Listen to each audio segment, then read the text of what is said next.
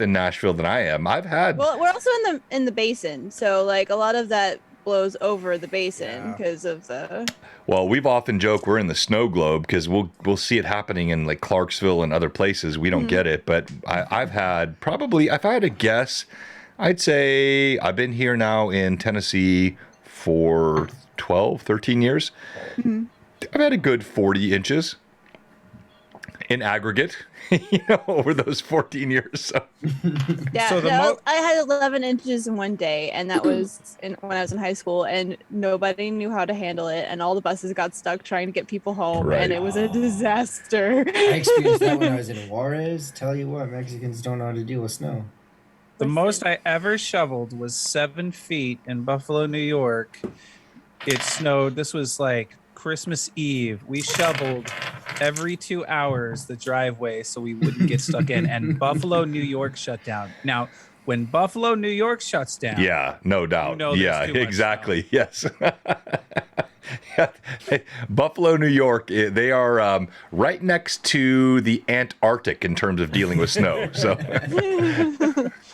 Yeah, like here everybody has like you usually either have some sort of like sand or something in your trunk, a shovel, and jumper Kitty litter. cables, just things like Yeah. that, things Yep. to help people out. But like Yep. anywhere, like if you're stuck, people will pull over and help you out. 100%. I was like stuck in a parking lot because just the snow drift was really high in that one, and I misjudged it and I was trying to get out and I got stuck. Probably had like 4 people come out and help shovel me out. Oh. So I mean, it just happens. Like all like That's if, awesome. that's awesome. if you have Because time, people Canadians are just stop- nice. Oh yeah, if you have time, like people will always stop and help boost your car or whatever. Just ride Yeah. around. You're like, okay, bye, see you later, have a good day. Like, No, I think Canadians Don't are want nice, something and you need to be nice when you have Justin Trudeau. It's just you got to compensate for that. So I'm sorry, that was a jerk move. I'm sorry. Compensate. At least other places can hire good I think it's all the syrup they drink. Yeah, he is a good-looking guy, though. I won't lie. Yeah, he is a good-looking He guy. is, yeah. He is. No lie. Hey, good to see you, JR. 79. Welcome, Mike. Man, your Disneyland trip looks so fun. Glad you're here with us, and I hope your daughter's feeling better. And then Fraley, Patrick, thank you so much. And yes, Patrick, I owe you a response to your text. We will make that. Wait, Kristen is trying to join. I'm gonna guess that's Josh. That's Josh. Yeah. That's Josh. Yeah. Although Hi, it might be Josh. Kristen. Kristen Cat. I'd be happy if it was Kristen. I would. Be Yeah, more excited. yeah, me too. Oh, I'm sorry, Josh. Can you leave and put Kristen on, please? Looks like we get Josh instead. Oh, that's so sad. We should just throw John to the walls and have someone sit in their place. I'm glad you were freed from your truck-based prison. Gosh, that was the worst. I'm glad, Mike. That's good to hear. Okay. How's it going? So look, guys? you get no sympathy. There was mockery here pre-stream. You're complaining about traffic, and you moved to Los Angeles, California. So yeah, no one feels bad for you. You lived on the East Coast. I still remember, Josh, the first time I really met you. Quote, You were live streaming on Instagram. And he was At driving night. and he was stuck in Yeah. traffic. I was totally Yeah, there you too. remember that too, right? Yep. Is Is That's that when I first DC started traffic? I was And talking then you to moved to Josh. LA. Yes. Yeah, I was Yeah. talking to Josh too on that stream too, because he was just like, "I'm stuck in traffic. I Yep. just want to kill time coming on Yep. the stream." Blah blah blah. That was like one of the first conversations I had with Josh as well. Bam. Worst. Babushka. Babushka. Babushka! You know, that's gonna be my what do you call that? My toast thing. Just babushka. Yeah, when Rory say gives Diboja, his that means annual cheers. toast at the BBC. Hey, thank you, Pat. Appreciate the sub. 22 months. This man has been subbing for almost 2 years. I'm sorry, Pat. No, I'll tell you what. Let me start with the I'm sorry. You know what I'm sorry for? What? I watched the end of our last stream today, and I was a babbling, incoherent fool. I was so tired, and I rewatched the end of our last stream, and I thought, oh my gosh, why do these players even stay with you? That was horrible DMing. So we'll pick it up tonight. Hello, Amanda. Josh, do you remember when you moved and we had a conversation about that lady, your neighbor lady who made you this minestrone soup, and then you gave me the recipe? I still haven't made it yet. You jerk! I have to admit, I haven't had time. Vivi, Literally, Good story. you have the most inviolable, indestructible memory for food. Like minestrone, that Hey, then. it's what's important. Legitimately, don't ask me what I did last week. Ask me what I ate, and I could probably answer that question better than what I did. Awesome. Hey, Caesar, Keith, Philadelphia by Night, a new first-time chatter. Tell me about the username Philadelphia by Night. Pop that in the chat, and I'm going to put us live for video. stripper. And then, oh, what? Really, Josh? We're close to a hype train? How can we be close to a hype train? That can't be One more right. person needs to sub. Oh, Yeah. wow. We got a lot or of use bits. It subs says, hype today. train, hype train is All right, here we go. Welcome. Boom. We're late today because of Josh. Everyone point at Josh. it's Shame not. upon It's you. all Shame Josh. upon you. I've been here the whole time. Welcome. Hi. Good to see all of you. We're going to have a fun night tonight, I think. Hey, Chris, good to see you as well. Vamp Wickman, good to see you also. And yeah, I'm still waiting, Philadelphia by Night. Tell me about the username. We got 2 giveaways tonight. This really cool book here, which I won't show you just yet. And then I also have this mini, which is not a mini. It's pretty. Oh, already a hype train. We haven't done. Thank you so much, Scotty Sheaf, Theater Evie with the gift sub. We appreciate that. I have a miniature here, which is actually part of the huge lot that I bought from Josh. So this is one of the ones that Josh surrendered to me for a volume of cash, and that's going to be given away tonight. It wasn't just cash. It's other payments too. Wait, you take other payments too? Hang on a minute. It was swept up Hey. from I'm the sliding glitter into your bomb DMs. from- You are no longer in the Lady Luck, Josh. Stop that. Oh, speaking of, we have a raid too. Oh, Troll Lord! Thank you so much. Huzzah! Troll Lord Games. Oh, John, you just got 3 advantages. Oh, yes. Oh, well, 3.5. All right, and we'll have to go to Actually, no, he got Sorry. more than that One, because No, he didn't. earlier. 3 from Troll Lord with a rate of Gave him 32. God gave bless him you, 5? Chuck and Stevens. Yep. Well, he's capped at 5. No, DM is not capped. 5 Nope. advantages He has to the 8. DM. The DM's 8. not? No, because No, it's the game is not there's 5 of capped. you and Only 1 the of me, players so are. I don't care. What? Baloney. So you've not been paying. Now, actually, before I talk about how you, we got a level 3 hype train and we haven't even started playing yet. Thank you, everyone. Josh, I looked again, as I said at the stream last time, and I have 2 observations. 1, I was a babbling, incoherent, exhausted fool by the end. 2, you looked utterly taciturn, angry, like your face was stone. Perhaps that was in response to me, but what was wrong with you at the end of the last stream is my question, Josh. Wrong with you. What's wrong with you? I'll check. Let me look at my calendar. No, it's okay. Some rough news, because I got a bit of rough news last week. Oh, But I can't well, remember no, when. but this was 2 weeks ago. Well, this was 2 weeks ago. This was 2 weeks ago, Josh. 2 weeks ago. I'm sorry. Never mind. I should have said Oh, that. no, you're good. I want to find out now. Thank you, Robert. Hey, Ranger. Weirdo. You are not weird at all, Wayne. Wayne, you are just super cool. All right. Let's get started with player intros, what happened last time, and let's play some D&D. I have no idea what's going to happen tonight, which is always my favorite way to play this game. And here we go. Welcome to Blue Box. This is episode number 6 of Greyhawk Awakening Book 2, episode 65, I think. What is it? 64. It was in my intro of the total GHA stream. And we're glad to have all of our viewers with us tonight. Thank you again to Troll Lord Games.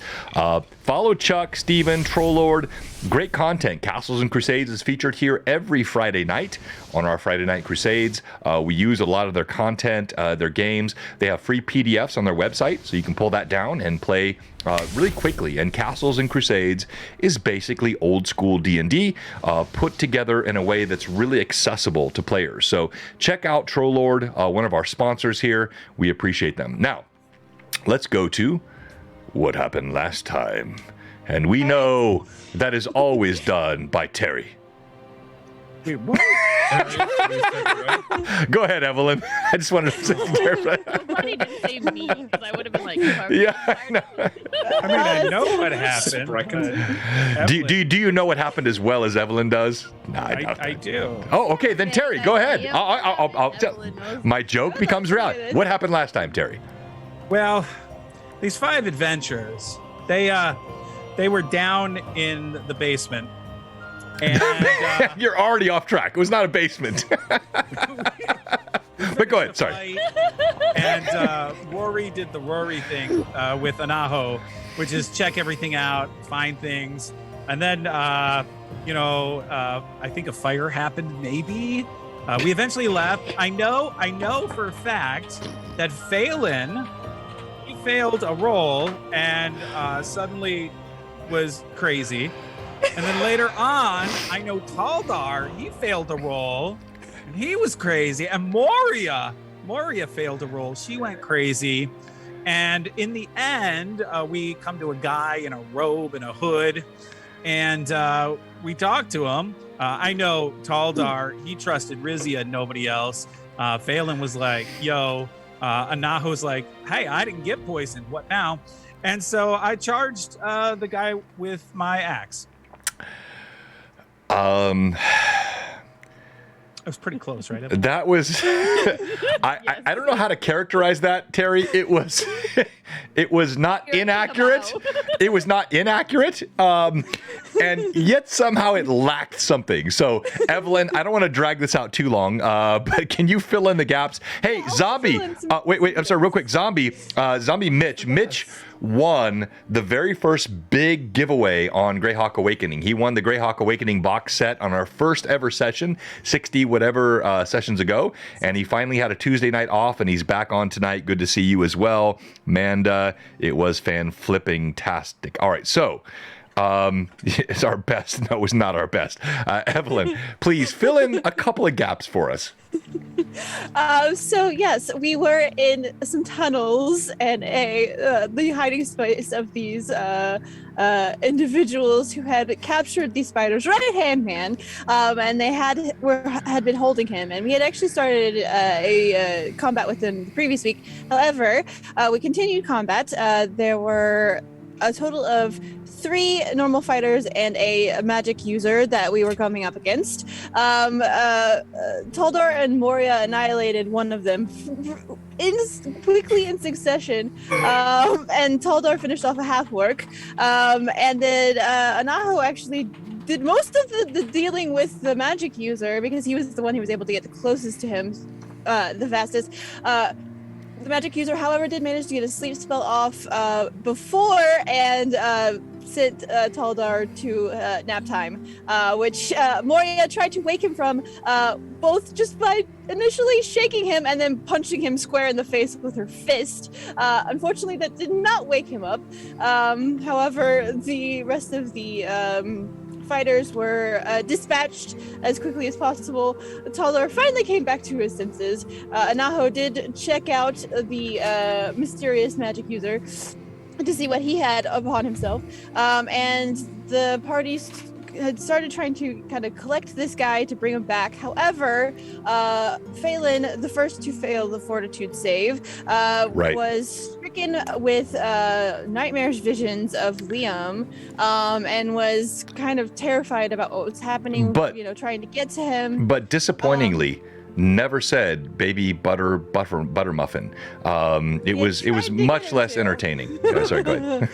But yeah, so he was starting to see the other party members actually as demons, and he was trying to get to Liam, and Rizia was doing everything she could to try to both help Phelan and now the spider's right-hand man, who they were trying to get out of this space, and he ended up kind of passed off to Taldar, so that she could continue helping Phelan. And as everybody kind of moved out of the space, Anahu encouraged it into a conflagration. Let's put it that way. And the space is no longer usable, probably, for these shady individuals. as the party began to make their way back toward Vane Roberts' chains, Taldor was the next to be stricken with the poison, the effects of the poison, and started seeing some sort of strange possible memories, though we don't know the effects of that. He was confused as to where he was, and I wasn't sure what was going on. And then finally, as they continued, he was trying to get some explanation, and he recognized Rizia as another barbarian. So she was the one that he was willing to talk to at that point. And as they continued on further, they got right to outside of Vane Roberts' chains, where a man dressed in the garb of the Assassin's Guild was blocking their path and preventing them entry into the tavern and and explained that the spider had been taken because the actions that she had been taking part in were not approved by any of the other guilds, and so actually, so let me. I don't mean, I never correct you, Evelyn, because I'm always wrong when I try. But I will this. So it was not the Josh. You don't have to nod that hard. So it was not even so much the other guilds. Of course, the black and the brown, or the black and the gray, would not approve of the brown. There was something beyond the guild which disapproved of disrupting the natural order and balance of these guilds. Yes, because she was uppity. Yeah, Terry did say that. Yeah, Terry, you had it right. I'm sorry. Go ahead, Evelyn. The spider was trying to rise above her station, basically, and they didn't approve. So she was taken away, which is kind of a problem because she's the one that they need to get the antidote from for the poison from. So that's a thing. The assassin said that he would not be allowing them to continue on. And then Moria, at this moment, succumbed to the effects of the poison, and kind of got really defeated, and was kind of overwhelmed by some things that we're not going to explain right now. That goes backstory. But yeah, so in that moment, it was kind of like Rizia and Anaho are kind of the last ones still clinging to their senses, with the spider's right-hand man kind of being plopped to the ground. Anaho actually continued past the assassin, if I remember correctly, actually into the tavern because he didn't care. Right. Then Taldor actually began to square up against this assassin fellow preparing to attack him because, Well, I would not say he squared up preparing to attack. No. He said he swung his axe at his back. I said I was charging with my axe. Is that a nuance I'm lacking? He chose between paper or plastic. Exactly. He charged and with his paper axe. is much more eco-friendly, and as such. Well, so you won initiative using the bonus that came from the fans. The +2 tied you on my 3, and then you rolled a 6 to my 1. So you get to choose what you're doing, and that's what we're going to kick off tonight in a moment. So are you swinging that axe? Because I didn't think I was close enough. According to what I saw initially, I didn't think I was close enough to actually just swing. I thought I had to go to him first. Well, I don't think you saw anything because I wasn't using Tailspire at that moment. It was all theater of mind. Oh, yeah, and I said he was standing in the doorway. Yeah, he was standing in the doorway. He turned to walk away, and he actually stopped because he was queried, I think, I don't remember, it was a Moria or Rizia, someone out. It was Rizia. Rizia said, "Why did you bother to come here?" Oh, yeah. And so he stopped and turned. So he was absolutely in range for you. And so well, then I'm swinging. All right, that's kind of what that's what I took away from the last session. All right, so we have a couple of giveaways tonight. First, we will give away this Ravenloft Part 2. AD&D second edition. This is it's a reprint, but it's done gorgeously by Lightning Source. All the content in the book here, and Ravenloft, of course, and Strahd are all the rage. I gave away book 1, I'll give away book 2, and then tonight we're also giving away this Young Green Dragon, again, courtesy of Josh. Terry. And it's super cool. So we'll have these giveaways tonight. And then also we're just going to try to have some fun. Now, Hey, you Julia Mandrake, a new follower, first time chatter. You had the original, really? Oh, that's awesome. Welcome. Thank you, I'm Devine. Thank you, Scott. Everybody popping in the chat. Let's look, see if I can get this right. I tested it before we start.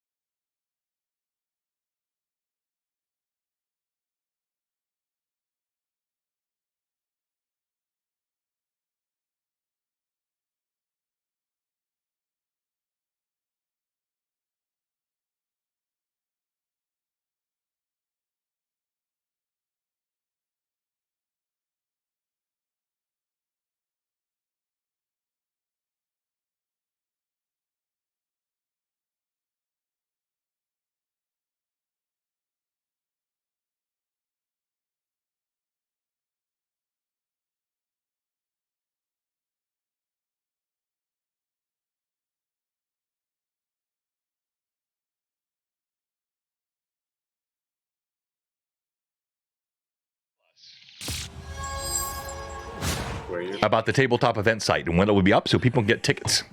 Yes. So you'll be able to find us on tabletop.events by the end of the week. Actually, I'm doing a bunch of work on it tomorrow, so I'm really excited to get that up and going. You'll be able to order your tickets.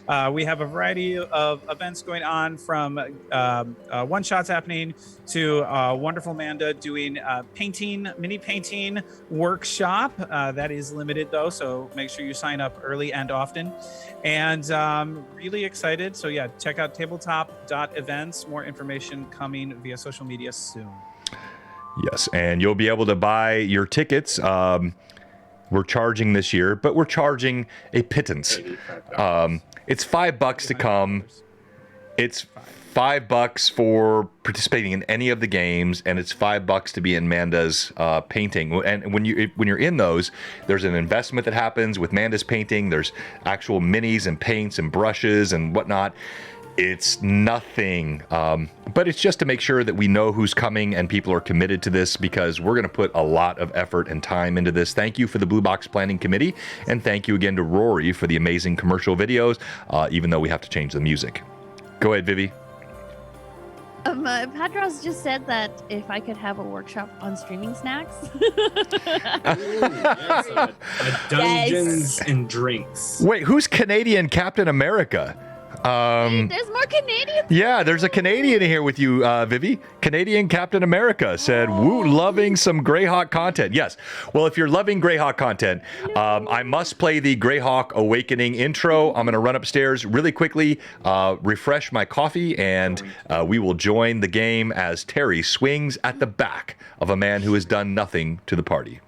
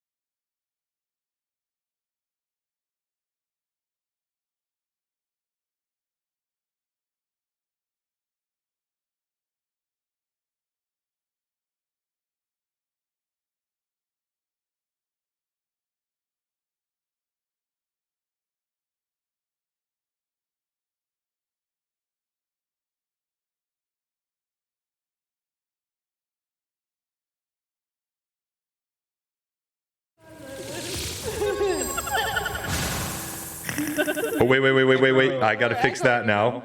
Trying to fix the other thing. I broke the thing. I can fix the thing. Oh, fixed. There it is. Welcome. And thank you, everyone. Welcome, Mad Chatters. So John had to go do the glitter thing. No, but Canadian Captain America, we are glad to have you with us tonight. All the new chatters, already new followers. Now, let's see if we can wrangle this into some semblance of a game. Let's quickly go through player intros. Hopefully Josh will be less grumpy this evening. And we're going to start with you, Vivi. Tell us about your PC. Hello, my character's name is Rizia. She is a level, where am I at? Level 1? Sorry, I have like so many characters. So much like, to keep track of at the moment. Of my characters, D&D characters in general. Anyway, sorry. Rizia is a half-orc barbarian with a hunger for food, always. Currently, all of her friends have lost their mind except for one, who seems to be ditching the party. She's questioning her life and whether she should stay. All right. And so for our viewers, this is Rizia on Tailspire, this mini right here. And there's a few seconds of lag for our players, so I'll let that kind of hang there for a second. This is Rizia, and she's referencing the possible abandonment by this little halfling here, who is standing in the doorway of Vane Roberts' Change. Rory, introduce us. Yeah, so my name's Roy, and I play Anaho. He's a halfling. He may be, but doubtfully, just probably a little bit smarter than to not drink the Kool-Aid, not ditching the party. He is 2'11". He generally tries to be a little bit more tactile or thoughtful about his approaches to things, other than just running at someone's back with an axe. Terry. All right. I like that. Now let's go to you, Terry. Of course. I play Taldar Greatbane, a human who is 6'4", 240 pounds of muscle, long, flowing locks. Long,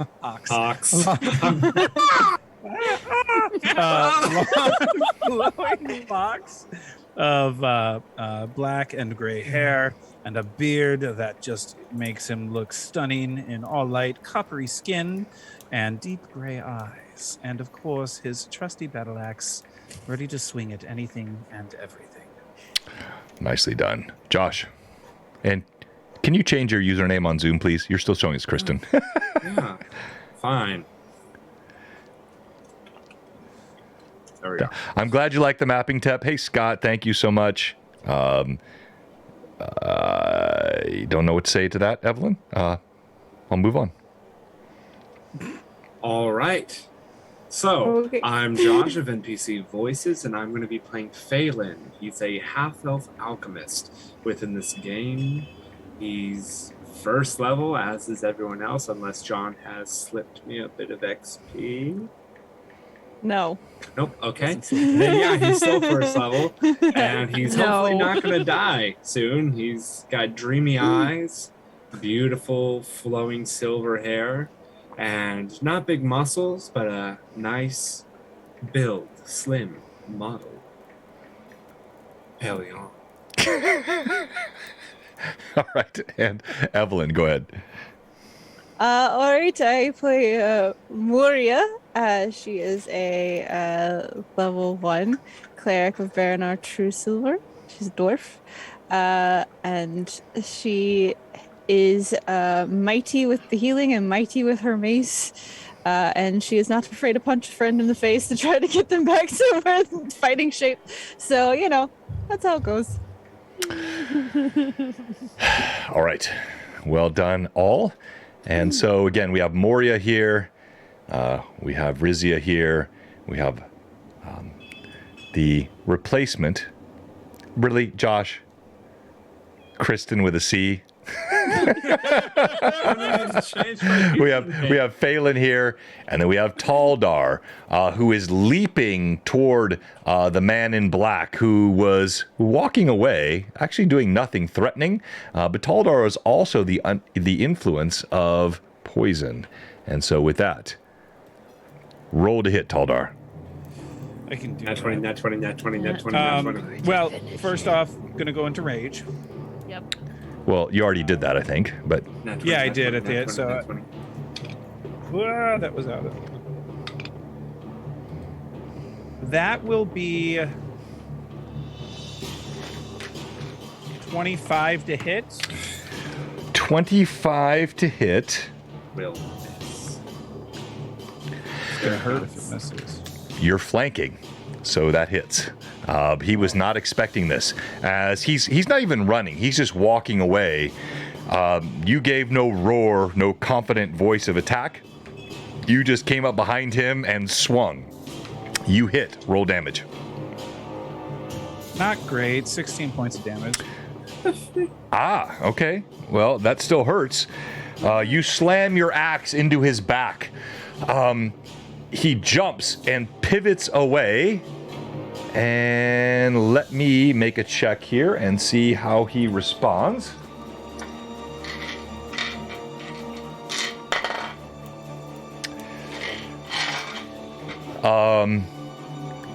He leaps back from you, provoking an attack of opportunity, so go ahead and swing again. He's trying to move away. He's not engaging you. He is shocked that you have struck him. That's not as good. That's 21 to hit. 21.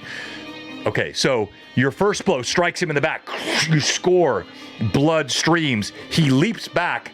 You see him reaching into his robe. As he pulls something out, you swing again. He ducks back, and you see he quaffs a potion and vanishes. Bastard. Now, you can still, like, anyone else, like, you can react. You know where he was. If you want to, like, fire crossbow bolts or swing in an open area or throw rocks or curse at him, like, I'm not telling you the combat's over, but I'm saying he vanishes. Okay. Did he have any particular markings or anything? Tattoos, symbols, insignias on his cloak, on his body, anything like that? So on his body, he may well have, but you could not see. He was covered, as I said, cloak, hood up. All you saw was a pale face. You couldn't even see eye color, but it was certainly a lighter colored skin tone, hawkish figures, but that's all you could see. Okay. Even his hands were in gloves. But he said he was a part of some sort of guild, correct? The Black Guild. The Black Assassin's Guild, yeah. Okay. Yeah, so for the benefit of our viewers, in Relastra, the Black Guild are the assassins, and the party already knows this. The Gray Guild are the thieves. The Brown Guild are the beggars. This is the Barbarian Quarter. Relastra is now, this is post the envelopment of the great city of the Great Kingdom, which is now utterly covered, probably plainly transported. No one really knows exactly what has happened. And Relastra has become probably the strongest port and point of strength. Grax, or the Overlord, and all the power of this city is now tendriling out through the southern and western part of the Flyness. And the Barbarian Quarter is a place of faux freedom where these guilds can operate, but the real power for Drax the Invulnerable and all of that is behind the walls of the main city. Players, what are you doing?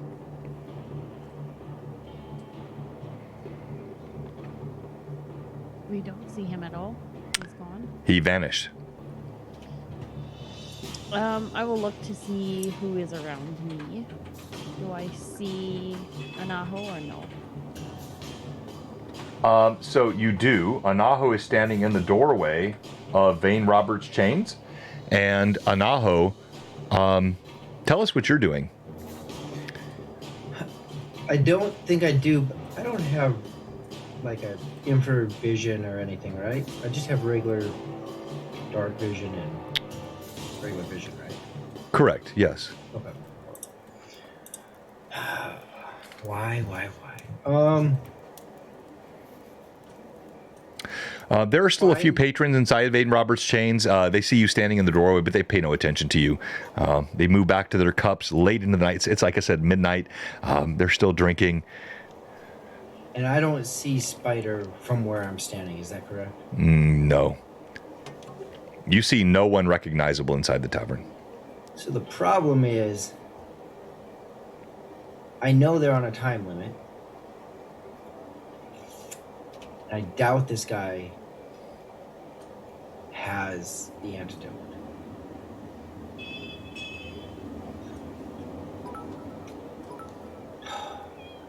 Wow.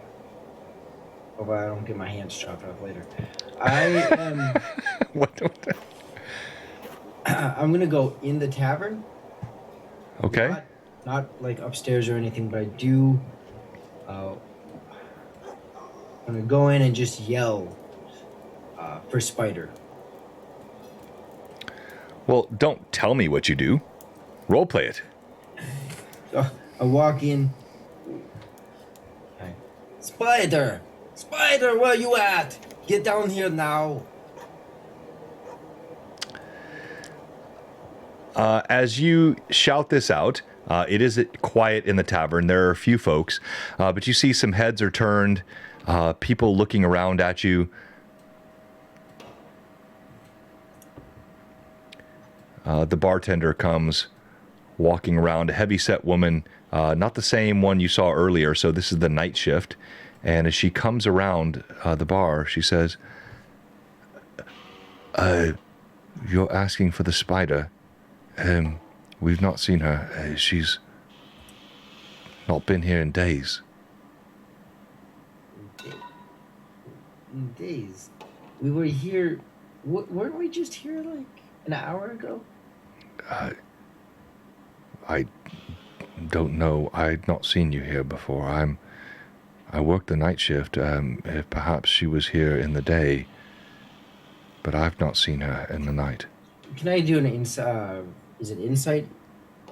Yeah, insight. Uh-huh. Sense motive. Yep, sense motive, insight, same I thing. do not believe this person.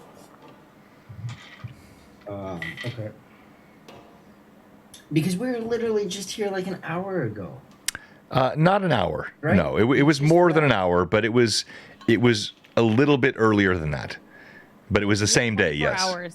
The day that we got poisoned, she said we had 24 hours. Oh, Yeah, Right? it's, Okay, so it was the same not day. days. It's the same day, but it's not been an hour since you were here. Right, okay. Yeah, sense motive. So I got an 18. 18. You sense genuine befuddlement on her part. She's not seen you. She works this night shift. There has been a change. It was late afternoon when you left this tavern. And so now it's night. It's the middle of the night, and she does not know who you refer to.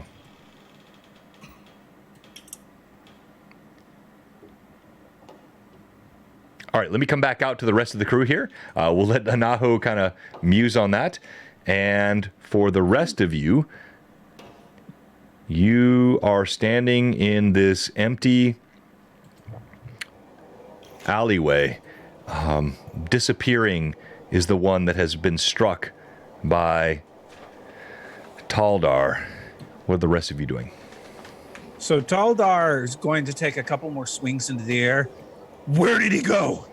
Where did he go? Please roll D20. 13.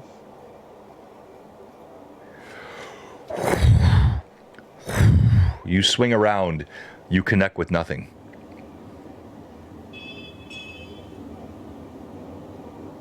After his swings, he's going to turn and look at Rizia. Where did he go?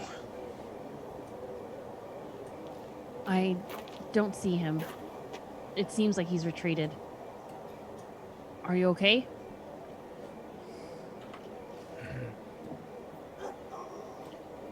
We must find that spider girl. She has the antidote to the poison. All right, so I need everyone except Anaho to roll D20 again on a fortitude save. That's not good. That's not good. Yes. That's a 15. That's a 15. 22. What's that? That's a 15. 22. Golly, Rizia, look at you, girl. Let's go. I have a +5 in fort, and I rolled a 17. That's so I'm like, awesome. That's awesome. All right, so Somebody has to say sane. exactly. Seriously. All right, 21. 21. Okay. All right. So we're gonna put you there, Moria. And what about you, Phelan? 13. 13. Oh, okay, not as bad as He'd failing. be failing that fort save. Um, I don't you be see- failing. Moria, you're still struggling. You've been impacted by the poison, but not as badly as those. As you see illusory images flashing around you, you see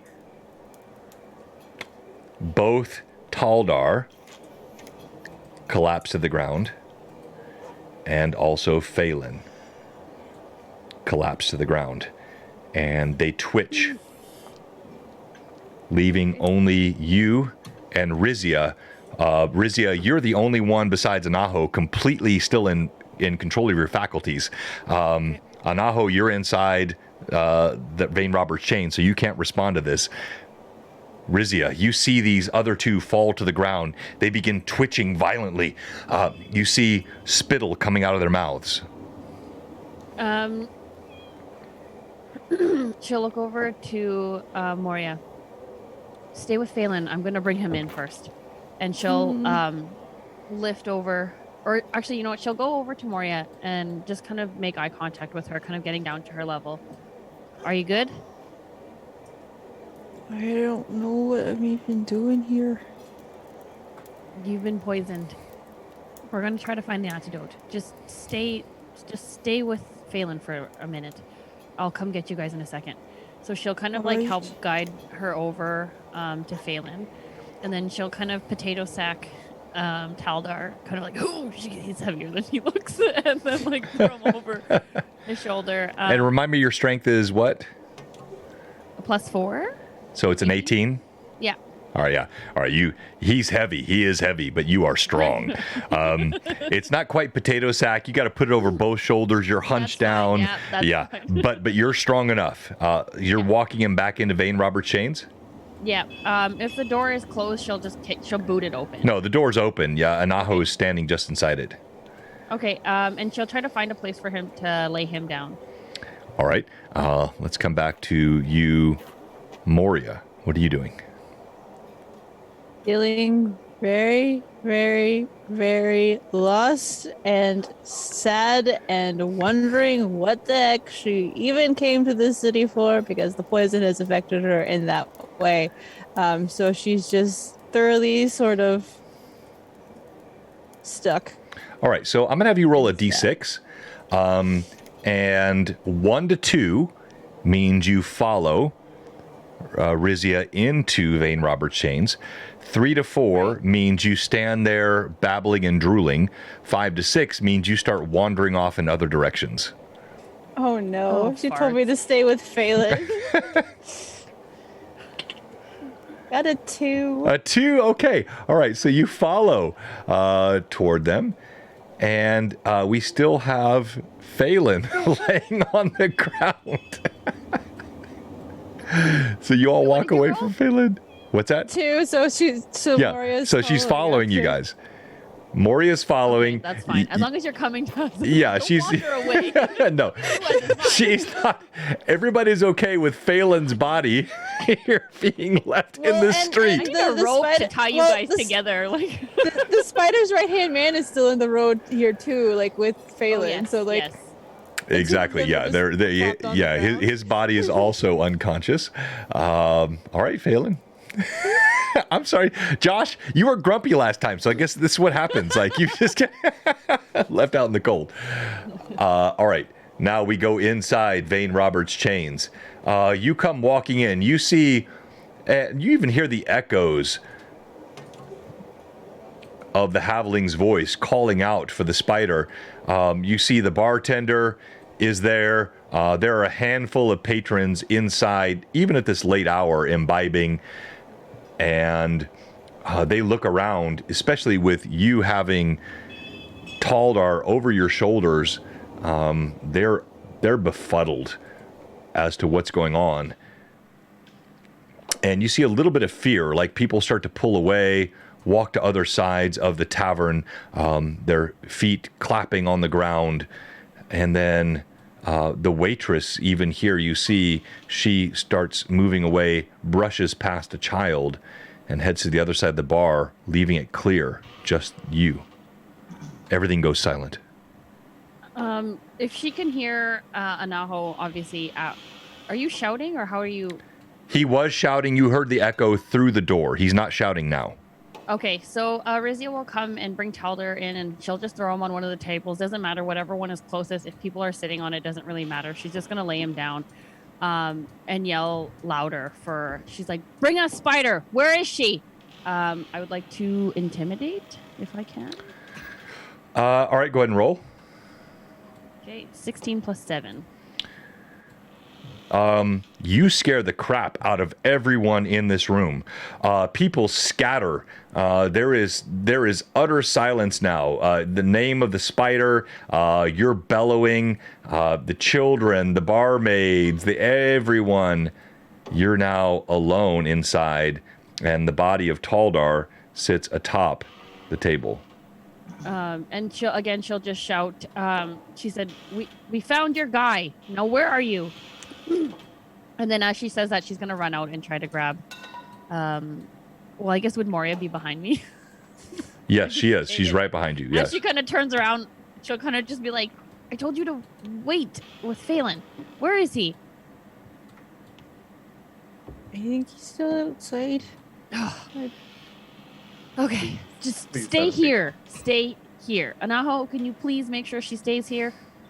I'll do what I can, but no promises. Okay, whatever. And then she'll just head out, and then she'll try to carry both Phelan and the frail man if she can. I did carry them both out, to be fair. So it doesn't. All right, so you're going back outside to get Phelan? Yes. All right, you step back out in the night, and you see. The moment she tells Moria to stay, Moria is just going to kind of collapse down on the ground and sit there, like where she was told to be. All right, Moria slumps down. You still see Anaho. Anaho, what are you doing? So everyone's a bit fearful right now. Yeah, very fearful. Yes, they were threatened. They've run. They're still staying within the tavern, though? Some went upstairs. Some went to remote corners. Yeah, there are a couple of like hiding in the side. So yeah, there are people here still. Is the bartender still down here? No, the bartender has left. Ran behind the door.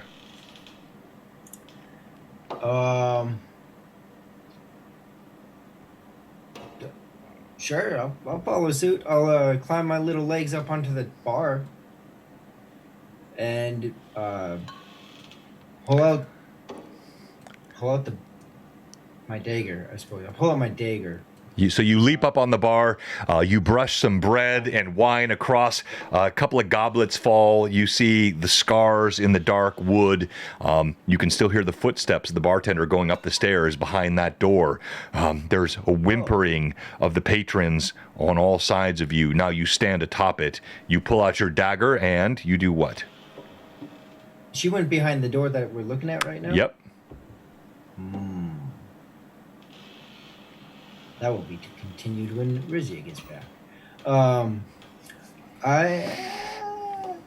John, why do you tempt me? I don't. Crap, you made that tough for me. No, I'll stand where I am, literally just waiting for Rizia to get back before I decide to go that way. But I'll just yell out again, but instead of yelling Spider, Willie, Gilbert, show yourselves now. Or if anyone knows where they're at, tell me now. All right. Moria, you're collapsed in a heap, shivering. Rizia, you come walking back in with both the spider's right hand and Phelan draped over your stout shoulder. You walk back in, and you see the halfling standing atop the counter. People are quivering. There is a shaking that is happening throughout Vane Roberts' chains. Only the halfling, your friend Anaho, stands atop, boldly shouting out to you. And I'm specifically calling them by the names that we've known them by, Lily and Gilbert, Yeah. 2 halflings. Right. Rizia would close the door just to make sure Moria does not to make another grand escape. And then she will also just begin to search the area. And she'll actually, before she starts searching, she'll look at Anaho. Listen, I don't know how much time we have. Those 2 are down. She's scared. I don't know how much longer I have.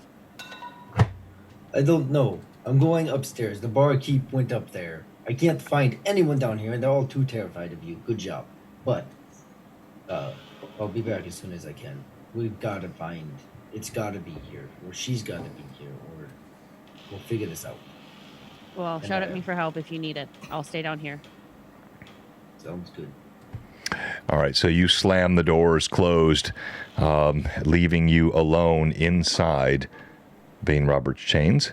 And as you do this, you have this conversation, and then everything else is quiet. Anaho goes upstairs. All right, Anaho. Finding that barkeep. So you move behind this door, leap over the bar. You see it's not even leading upstairs. Behind the door, you see there's a room. It looks like an antechamber. There are supplies inside here, various meat substances and vegetables. And as you walk in, it looks empty. You don't see anyone in this room. There's a huge pot, metal vases, but no one inside the room. And I know that I saw the barkeep go in this You room. did, yes. I am going to search it even more vigorously because I already figured something was up because she seemed to recognize Spider by that name. Now I know she went into this room and she's not here. So there's, it's kind of it makes sense. So I'm going to definitely be searching this room. There's got to be, in my mind, there's got to be something on the floor, some kind of trap door, some kind of turn in the wall, something. All right, as you search, let's come back out. Moria, you quiver in a pile. Rizia, you drop 2 bodies to the ground. What are you doing, Rizia? No, not to the ground. I would put them on a table. Oh, yeah, I already had Taldar on a table. Yeah. I just didn't bother with with Josh. Slump the other 2 on the ground. Okay. You drop them like sacks of potatoes on the ground. I would put them on a table, and then you could hear like trying to pull a table over to like close to barricade the door almost. Oh, so you're going to barricade the door? I would like to barricade the door. I do not trust Moria to not run away, and I need her to stay This is within becoming a within hostage my situation. distance. I need her to stay. I can't turn. If I turn away, she's gonna run. All right. You have barricaded the door with a table. You pull it over. The patrons now, those that were in the corners, they seem to have gone under tables. Like you barring the door has increased the level of fear in this area. Everyone is absolutely frightened. And then she's just gonna start searching around the bar if she can, just looking around different places, see if she can find what she can on the main floor.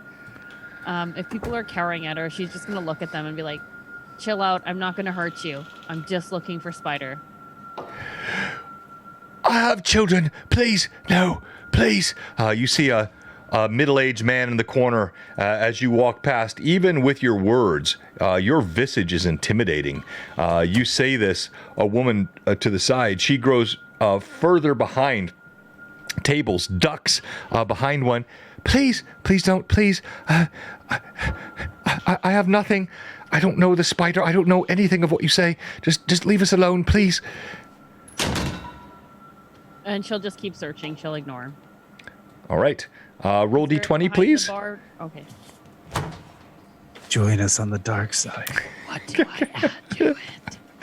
No, you just roll your 20. I know what to add to it. I've got the 11. stats. While all this is happening, 11. Taldar just has spittle coming out of his mouth. Yeah. Oh, no, come on. All right. I need you to role play that, Terry. Come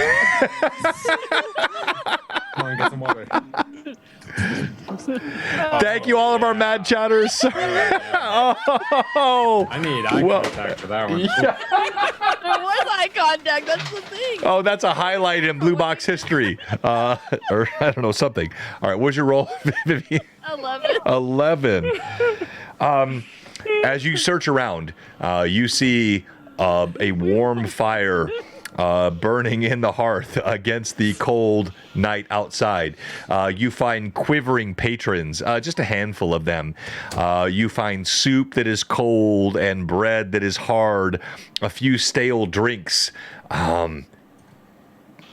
goblets laying on the floor. You do find a copper piece that fell under a table. Okay, cool. I'll take the copper piece.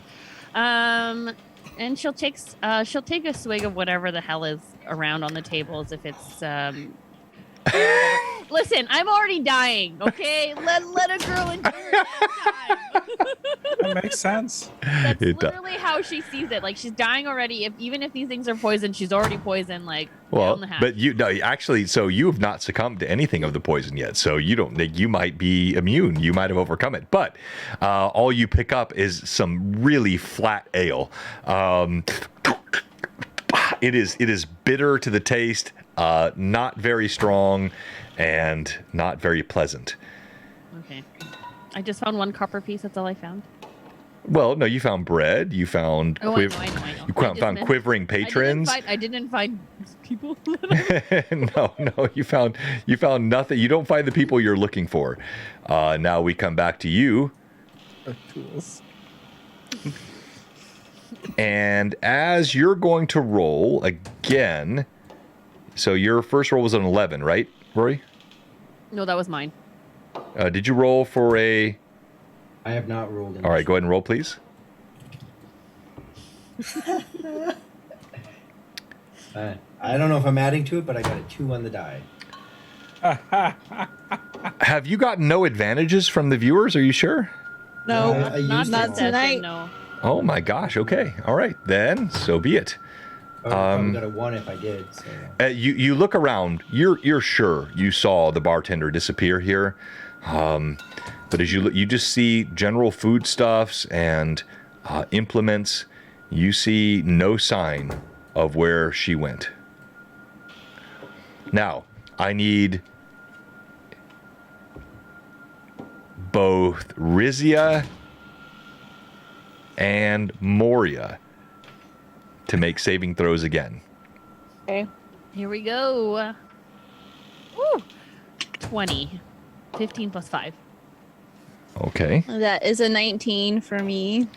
All right. You both remain in your current state. Rizia, you are, you feel lucid. You're starting to feel like this poison had no effect on you. Taldar seemed to be a barbarian strength and skill, but you're not sure why he succumbed. But you feel like the weakness of elves and dwarves and halflings is probably pretty common, but you yourself have not succumbed.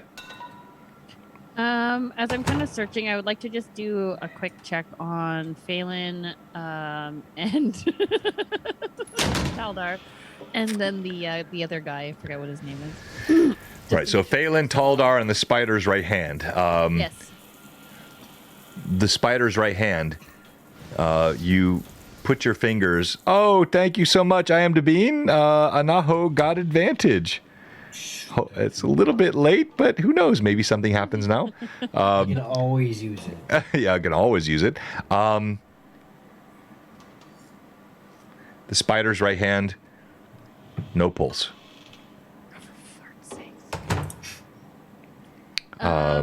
You see there's a froth coming from his lips.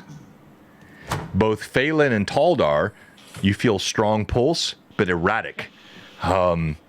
It's like their hearts are palpitating, and you see them. They're twitching in their sleep. They're both reacting to whatever's inside them in a violent way. I have a question, real quick. Just as this quick question. Dwarves have poison resistance. That's a racial thing. Correct. How does that affect the... So in Like, 3.5, that should be a DC bonus to Fortitude on poison saves. I think it's +2 or +4. I'm sorry, I get all the additions mixed up in my head, but let me pull it up here real quick. Because I'm pulling from Pathfinder, of course.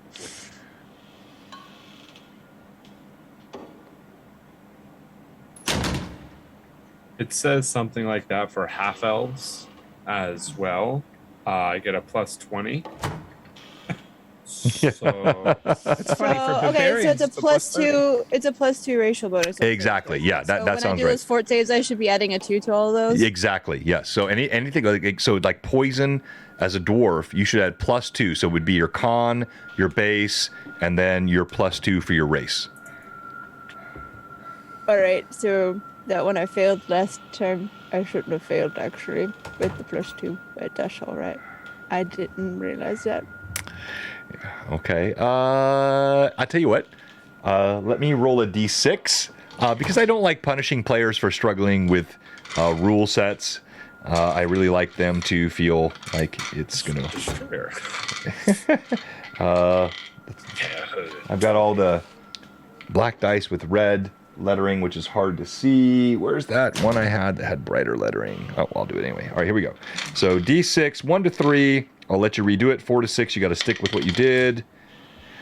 Okay, I'll let you roll again. I roll a 2. Roll again, please. Right. And we could back this thing up. Thank you, Mad Chatters. Don't roll worse, because that would be... It could be. Yep. That gave me +5. That's a dirty 20.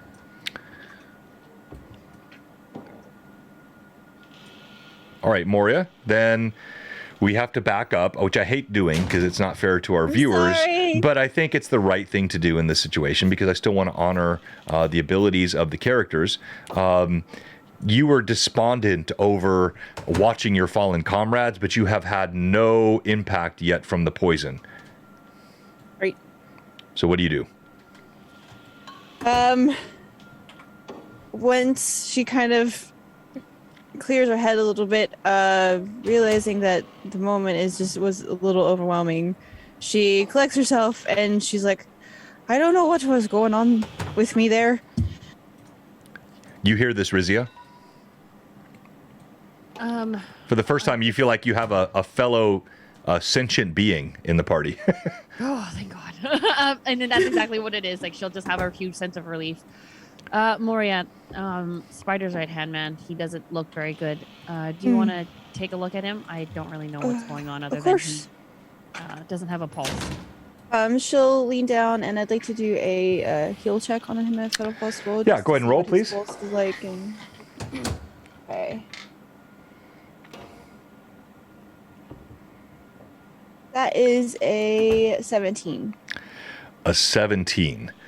As you check, you see this froth from his mouth, and as you pull it open, you see there's some sort of black pill that he bit down on as he fell,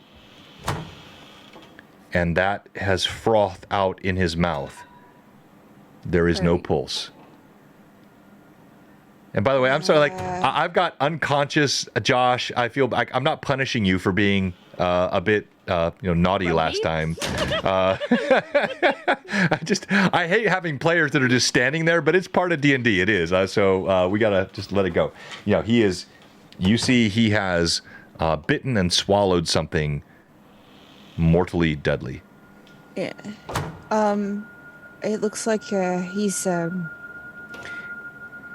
beyond anything I can do to help him. Okay. Well, thanks for looking. Now, we just gotta find her and save you guys. I don't know what else we can do. Anaho went upstairs, and then she'll just kind of turn on a heel and just kind of shout up the stairs to Anaho. So find Anaho anything went there? behind a door, not up the stairs. So sorry. to be clear, Okay, yeah. Then, yeah, just behind the she'll kind of come. So you're gonna follow Anaho into that room. All right. So you walk around the bar, and you see Anaho searching feverishly around the room. Oh, she's gonna grab that bread on the table. All right. You before she snatch the comes bread out. off the table on your way. Okay. Yeah, 100%. It's like there's a loaf of bread there. It's gone now. All right. Oh wait, there's a pie. Never mind. The bread. You want the pie too? No, I don't want the bread. Wait, no. So, all right. So then, hold on. I'm pulling. So your round is spent grabbing food off the table. Anaho, back to you. You're searching around the room. You see nothing. You rattle. You feel maddened. You know there must be something, but you cannot find it. And knowing that, I'm going to go just outside the door and be surprised that, because I thought Rizia was trying to help the group and she's eating a pie and bread. But I'm gonna just go to the edge of the door in preparation to call out to Rizia, see her, think for a second. Rizia, Yeah. I need you in here now. I know she came in here, but I can't find her. You got a lovely weapon there. Put holes everywhere. Okay. And then she'll just take another big bite of her pie and put Ooh, it down on the table, wipe her hand. We might not want to start poking holes in case. Put holes everywhere. But, if you want to get any answers, you probably don't want to put holes in her. Just a suggestion. The barkeep went in here, and I cannot find the door for some unknown reasons. The gods are hating me right now. So, somewhere in this room, there is another room. Holes everywhere. Can Moria try detecting magic to see if perhaps there is anything magical that is Yes. in this Uh-huh. space? Of course. All right. So Moria. Excluding what she might have seen on her companions, she'll start detecting magic. All right. So you concentrate for a moment, and as you detect magic.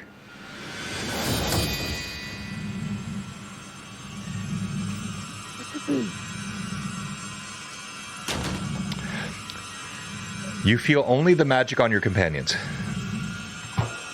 Nothing else in the immediate proximity. Are you done with your foolishness, Moria? You know, you're exceptionally rude when I'm just trying to help you. Everyone right now is dying of a poison from a Yeah, I'm aware of antidote that. we do not have.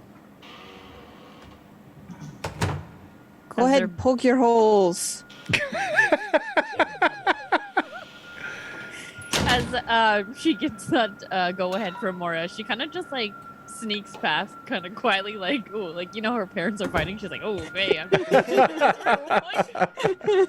that you guys are done fighting. And then she will take out her great axe and Sabine pokes some holes. All right. So you're like you're slamming the walls, the floor. Is that right? Okay. Roll d20, please. Okay. And I'll be in the room waiting for her to find this door that must exist. 9 plus what? What am I adding? I have what you add. So you slam over here on this side. You poke holes in the wall, in the floor. You see dust embers, bits of wood. You find nothing. Now you're going to move over here to this side, I would assume. You're watching this, and Anahu, it's somewhat satisfying to see that she's also not finding anything. Moria, what are you doing? She's gonna go back and like kind of watch over Phelan and Taldar just to keep an eye on the state of them, make sure that they are staying conscious as long as possible. So yeah. All right, so Phelan and Taldar, I need you both to make another saving throw, please. And now we are getting into the death area. And Josh, it would suck. You already lost Liam. Believe me, I do not want to kill my PCs. But yes, this is a nasty, nasty poison. Choices have been made. Give me your roll. 23. Okay. You, Terry? You're muted. But you look good, man. That beard's glorious. 8. As you move over, Moria, you see Phelan. He's still struggling. He's moving and twisting. You see, he shouts out.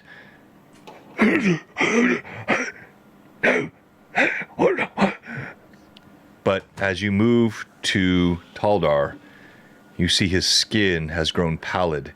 His pulse is thready. It looks like he is fading. Okay, she's going to pump a rose cure light wounds into him. Okay. It's her only cure light wounds that she has. All right, go ahead and roll, please. You lay your hands, imbuing him with the healing power of your god. 7 points of healing. Okay. So you know he's poisoned, and I'm assuming I haven't looked at your character sheet for the other types of spells. I know your basics like perception and whatnot. I'm too low level to take the poison. Yeah, you have no so. poison, so Nope. you feel helpless. There's perhaps a bit of steadying, but you know it's temporary. He is on the edge. Now we're going to come back to those searching the room. And Rizia, are you slamming into the other walls as well? Yes. All right, roll again, please. Thunk, thunk, 16. thunk. Anaho, you're just watching her. She wails, she slams. As she's starting to do this, she's starting to get angry because she cannot find what she's looking for. Excuse me, she'll enter a rage. And if there's any way I can assist without being hit by the axe, maybe on the other side of the room where she's already hit, then I'm not just going to aimlessly stand there. I'm frustrated that I can't find this door that has to be here. All right, you're watching as she's punching holes in the wall, in the floor. Rizia, you said 15? Was your nat roll? Oh, 16, yeah. 16? Nat roll, yeah. Yeah, so she punches through right here beside this area with the shelving, and you see the wall pulls back, and there's a door. As she pushes against it, you hear a creaking sound, and you see stairs leading upward. Yeah, I'm gone. I'm going. She's already raging, so she would go up as soon as that door opens. Sweet. All right, so both of you Right behind rush Rizia. up the stairs. Rizia, Yep. please make another saving throw for me.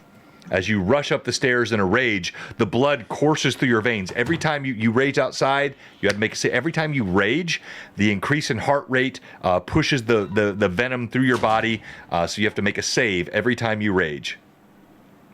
Okay, let's just. That was not a time to be crazy. Stuck in a hallway with a raging barbarian. 14 plus 5? 19? 19?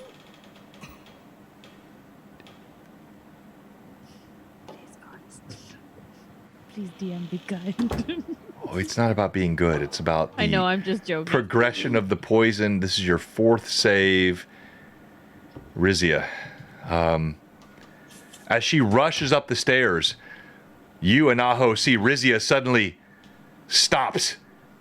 Rizia, you see demons. You see whatever you want to imagine. I'll let you role play it. I don't want to create the sort of ambiance. It is what you choose to see. But suddenly you see the same sorts of illusions that were falling upon your comrades as you rush up the stairs. Okay. Still with a lot of ferocity, she will kind of go up. She's just kind of reimagining the battles back from her homeland and just seeing red because she's still in a rage. So she's just going to keep moving forward. All right, Anaho, you see as she's rushing forward, moving. She's toast. No, she's not toast. She rushes upstairs. You follow behind her, and let me come back out now to Moria. Moria, you hear all of this. What are you doing? She's still making sure that Taldar and Phelan are conscious. She's not going to leave them. Yeah, so neither are conscious. Or breathing. Yeah, so they're both breathing, but you do see Taldar. He was helped by you, but still struggling. All right. You rush up the stairs. As you reach the top of the stairs, you see there's an open room. Rizia, you still see images flashing before your eyes. Anaho, you're right behind her. As you walk in, you see the bartender, the nighttime bartender. She is huddled in a corner. Fairly heavy girth, rough spun cloak around her. Please, leave me alone, please. I have nothing to do with this.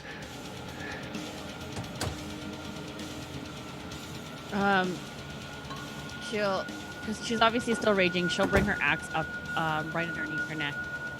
Where is Spider? We're all about to die. I don't have time. So either I die or you die. I don't want to die. Please, I don't want to die. The one you call Spider was taken. The soldiers of Drax, they took her. And this poison. You work here. You guys put it in our drinks. No, I didn't. She tightens up her grip and brings the axe a little closer. You didn't? No. Can I sense motive on her? Go ahead, please. Make your roll. Add your sense motive. You know what that is?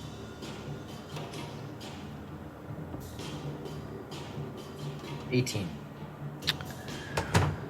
As far as you can tell, she is scared to death.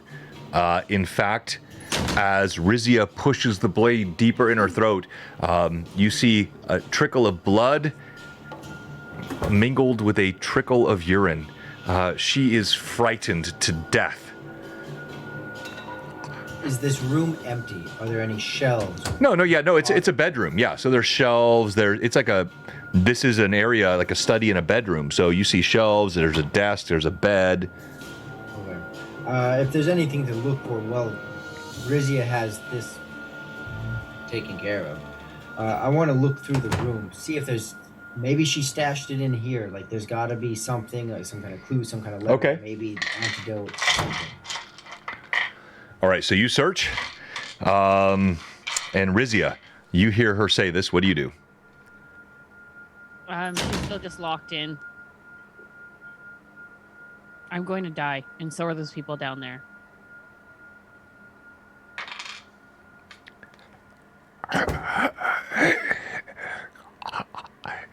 When Drax has passed his judgment, there is no help. I would help you if I could. I can't.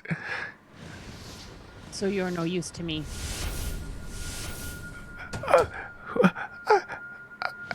What do you mean? Are you of use to me or not? Is what I'm asking you. I'm of use to my children. I'm of use to those that I serve and that love me. I don't know how to help you if that's what you mean, but I don't like the tone in your voice. I don't like being poisoned for no reason. And now I don't have a choice. So what do you do, Rizia? She'll ease up a little bit just after she hears her say children, but she'll still ease up a bit, and she can obviously see Anaho's looking around, so she's gonna hold until he can find as he looks around. Anaho, as you search the room, you find the normal. And again, I hate this. I see Josh and Terry just sitting there doing nothing, but it is part of the game. And Terry's told me not to apologize for that before because you guys like listening, but it still bothers me to have players just sitting there doing nothing. Mainly Josh, who looks so petulant, like a spoiled child that's upset. But okay. Anaho, you do find there is a chest hidden under the bed. You pull it out. There's a simple lock. Roll d20. I mean, unless you fumble this is nothing for you.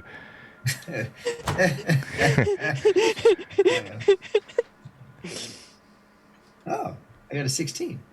Okay, yeah. Done. I can do it. You open it up and you see there are several there are several sacks of coin inside this chest. So this is clearly where the innkeeper was keeping coin. You search, you have those sacks. Yeah. But as you search the rest of the room, you find, candles, blankets, a couple of love letters that were sent back and forth, but nothing relating to the guilds, the spider, nothing specific to your friends. Okay, well, I'll take the letters just to take the letters. Okay. I'm gonna take Put 2 love letters in your inventory, several please. sacks. How many sacks? All right, so there are 4 sacks, 1 each for copper, silver, gold, and a small sack of platinum. Ooh. Okay, so I'll take those. All right, in the silver pack, it's a pretty good sized sack. You find 240 pieces of silver, fat, bulging sack. In the copper sack, wait, oh, really, Vivi, really? Golly, you can't even blame me for that one. That was retrospect. Sorry. Huge, fat, bulging sacks. That's not, no, you can't blame Vivi for that. I can absolutely blame Vivi. Crap. I said that with an utterly straight face. Oh, yeah. It was. And then the adjective, the descriptor word just kept adding to sack. And then I was like, All right, there is the biggest bulging sack is the copper sack with 524 pieces of copper in it. Okay. The sack of gold has 224 pieces of gold. Okay. And the sack of platinum has 32 pieces of platinum. You also find a gemstone of amber hue. You don't recognize it, but there's an amber gem at the bottom of the sack. Okay. So I'll take all that. No one shot me, right, JR? So I look around the room, I find these candles, I find the letters, I find this chest, I open it up, I find these sacks, the gems, Yes. the letters. I take all that, but I'm not finding what I'm looking for. And I look at Rizia. And I don't even look at the lady. I just look at Rizia.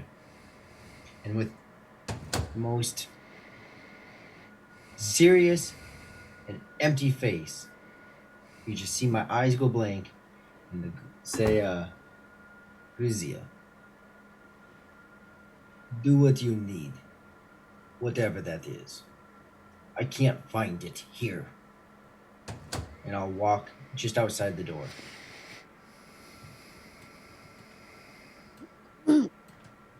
she'll look at the woman. If not you, you must know somebody in the city who can help us.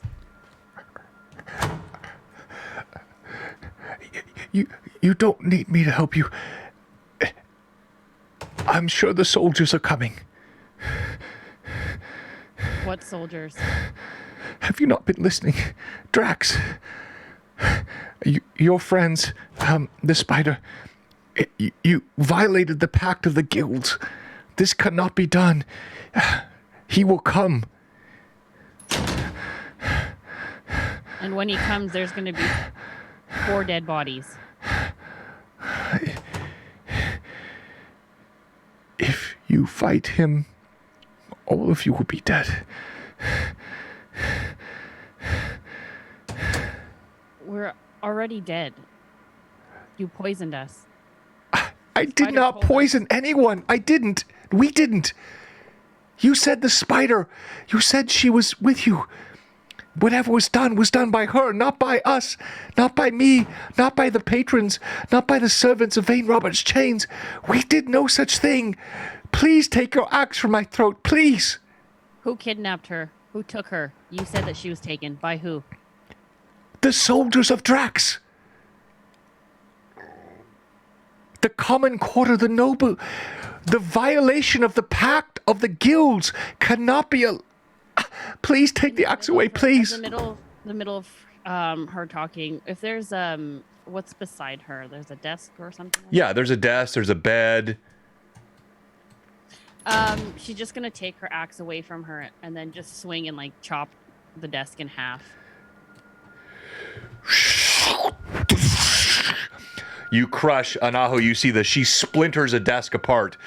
The woman just cowers in the corner again, shivering. And before she leaves, she's gonna look at her. Your name. Why? I've done nothing. Please, I've done nothing. Your name.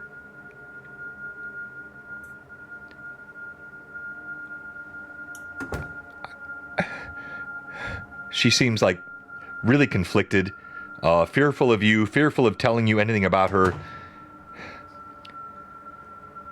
I am Senny. And I've done nothing to you. I haven't. I don't know what happened. I don't know what you've done, but you violated the pacts. I don't know why you would have helped that beggar, the spider. She's evil, and you were wrong to help her. We didn't help her by choice. And she'll turn away on her heel, and then she'll go downstairs. All right. And Anaho will first for a couple of reasons, let Rizia go first, including not wanting to be in front of her right now. But let her go first. And I don't know if Rizia notices, but Anaho will take a look into the room. Not in a judgmental sense, but wanting to know what occurred. Right, so I saw the desk, but if Senny is still alive, so look just for fact, and then follow. Yeah. So as you search around, you again back to your sense motive. Yeah, I mean it's consistent. Like this is an inn. It's a tavern. It is visited by patrons, but people under the barbarian quarter in Relastra, they live in fear. Many times, I've already mentioned to you that the rest of the city is under a lawful, evil, very strong martial rule. Josh has toilet paper in his hands. But beyond that, like they all live in this fear, and there is nothing here that you see which is inconsistent with the fear. You are pretty sure, doesn't mean the DM's not lying, but you're pretty sure that the people of Vane Roberts Chains had nothing to do with this. And this is all very familiar to, like, this kind of atmosphere is familiar. Yes, absolutely, it is to you. Like you more than any other, deceit. You feel a sense of familiarity.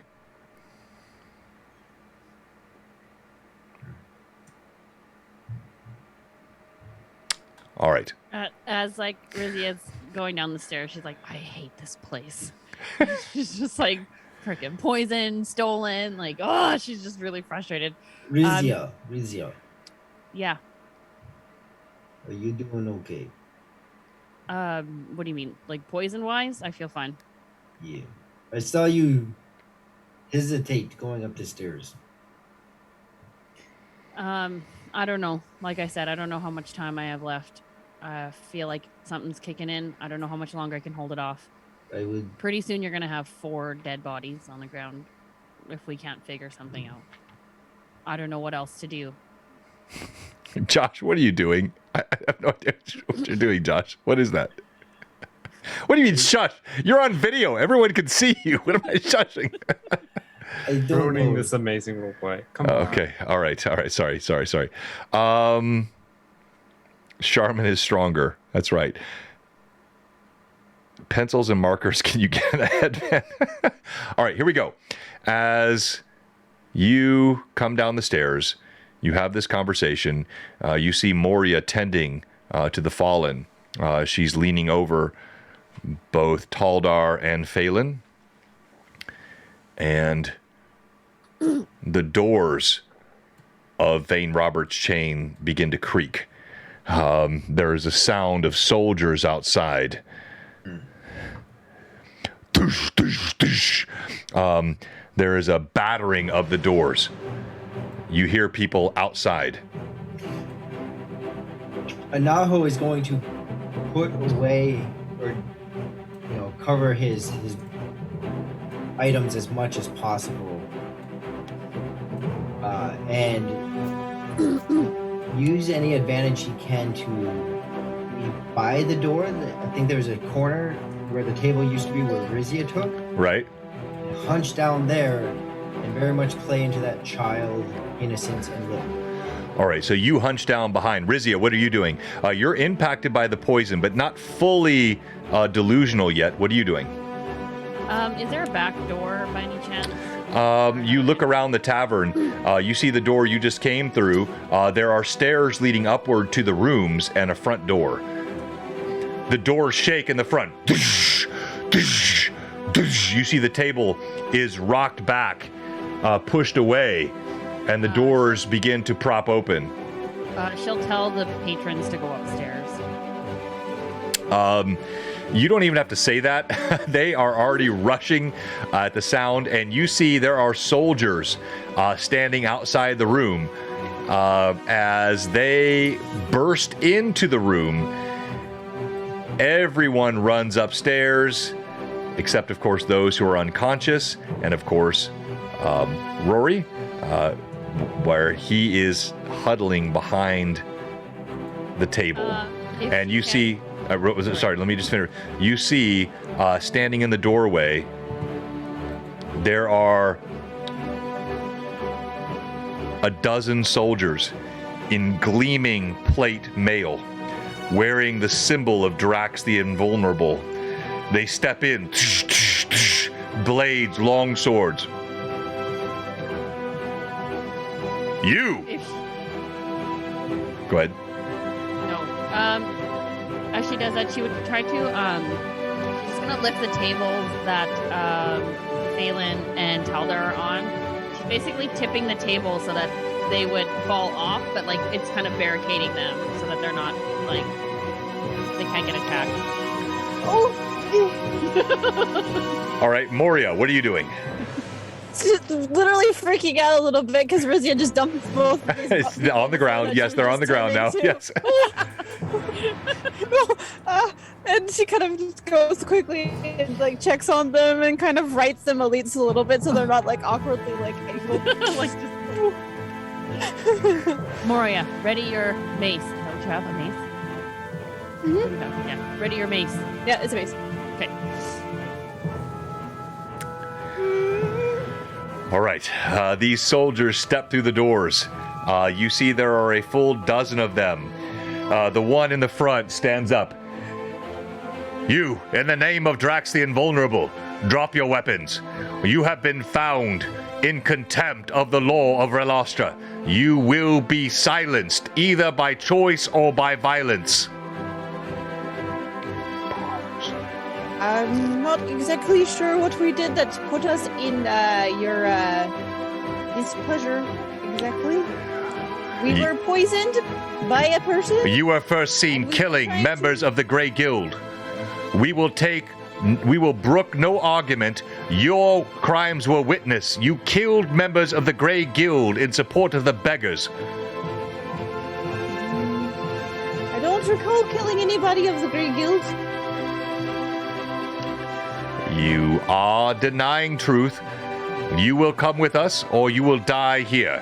Your choice. Well, I'm going to die here anyway. I've been poisoned by that spider.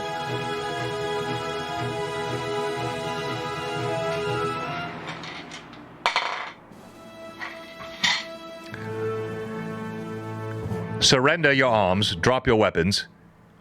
There may be help for you. Otherwise, die certainly here. All right. Chat. TPK in the balance here, and I'll let the players do whatever they want. Even though I've already given Hob a big check for all the custom artwork, yeah. So these soldiers, they all stand around. They are threatening, and I'm not trying to push you. Like, in fact, we're going to go to break. I'm going to let you think about this and react after break. To determine how you want to respond. You have 3 comrades fallen beneath the poison. Rizia clearly impacted. Anaho did not drink it. You have withstood it thus far, thank you to your dwarven blood. But you know, these are the soldiers of Relastra. They are, it's not hard to see. They are heavily armored, plate mail, huge weapons. They are standing around. It is common sense to you. And again, I'm not trying to influence you as a DM. You play your character how you want. But it is common sense to you. This is a fatal approach if you choose to take it. And we will do 2 giveaways after the break. We have the really cool green dragon, young green dragon. Thank you, Josh, who has said not a word today on the stream. I appreciate your patience, my friend, rushing home from work just to sit here and do nothing. And then, of course, we also have the Ravenloft reprint from Lightning Source. Gorgeous old school TSR guide.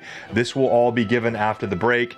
And yes, this would not be a bad time to give some love, some bits, some advantages to the players.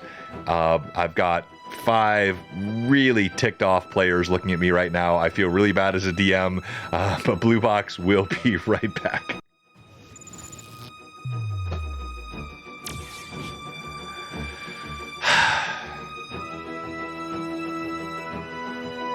We'll leave the mics hot as always, and I'm going to step out of the room to let all the players curse my name and threaten to cancel their reservations for Blue Box Con. Got you, Terry. I know, that was good. Oh, that's a miss.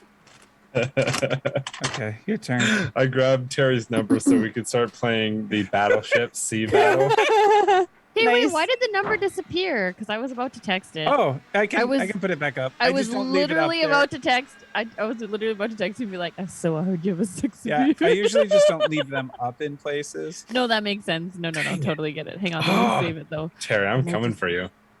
Did you The hit me only- again? Oh my!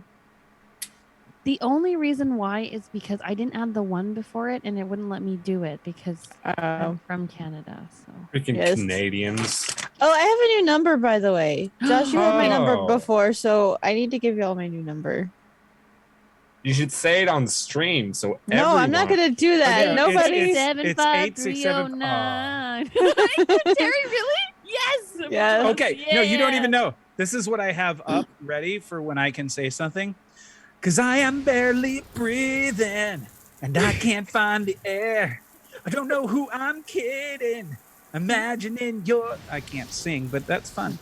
Oh, it doesn't matter about singing. It's just a matter about having fun. See, that's what I always say. I'm like, I sing, but I sing for myself. I don't sing for nobody. Oh, Josh, that one should have taken you out. How do I add a contact? Why is this not working? Oh, here, right here at the bottom. Terry. No, add a new contact. 8675309. Yeah, no, me and Josh, we're good. We're okay being poisoned. I say you take those guards out. That's just me. It's just like it's hard for my character because she's very like angsty right now. So it's her choice is either die or go with somebody, which she obviously doesn't want to do. Go right? out in a blaze of glory so we can get back to our other characters. know. I mean, we all want Lilith back, right? I do want Lilith back. Oh, that ship is Oh, gone. my dyslexia is so bad. Oh, I am on a roll, Josh. Oh my goodness gracious. I just sent you a message. Hold on, I gotta finish. Oh, I didn't finish him. Finish him. You're muted. him. Who's muted? Oh, 8675309. Josh is- Yeah, I was talking to you the whole time, and I look up. I'm like, oh, I Yep. think that's right. there we are. I just messaged Oh, you just to freak. make sure it was the right. Okay. Gosh, Did Is that Did you? just- What the heck, cutie? Yeah.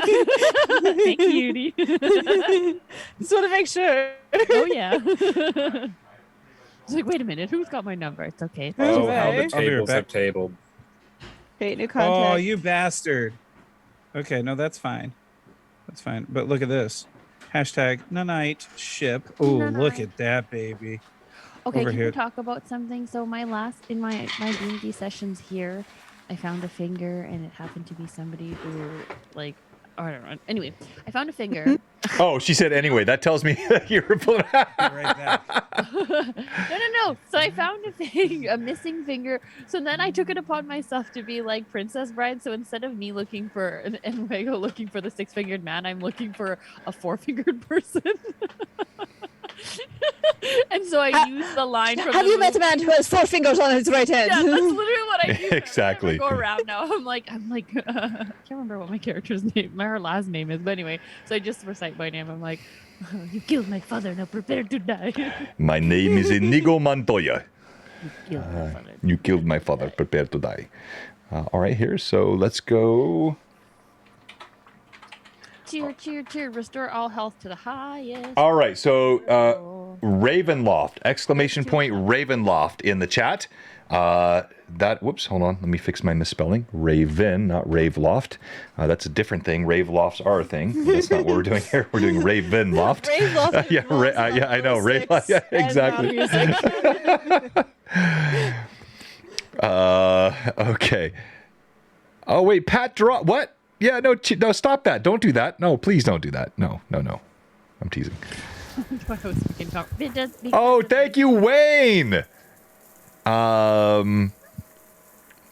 Honestly, I don't know what to do with these. Oh, Sam. Hey, good to see you, Sam. Sam, Shav Hunter, did you get the Overgord print yet all the way there in London? Comfort. Good to ship that overseas. I hope you got that already. Do you know what, Kate? I'm going to get a lot of flack for this, but there is this coconut milk eggnog that I actually enjoy a lot better than regular eggnog because it's not as thick. Oh, it hasn't come yet? Well, it's on the way, I promise, Sam. Sorry it's taking so long. It's shipping overseas. Hear you, Josh. It has You're to muted. be. This is why, like, I would hate that eggnog, Evelyn. Because it's not Thick. I whatever. I'm just gonna say. Yeah, because I know I purposely find like the classic style eggnog because it's thick. Yeah, that's what you like. That's what I like. Hey, the Professor Neil. Welcome, first time chatter. I am the Bean. Thank you. That's to the DM. No, I think I actually said Riz. Sorry.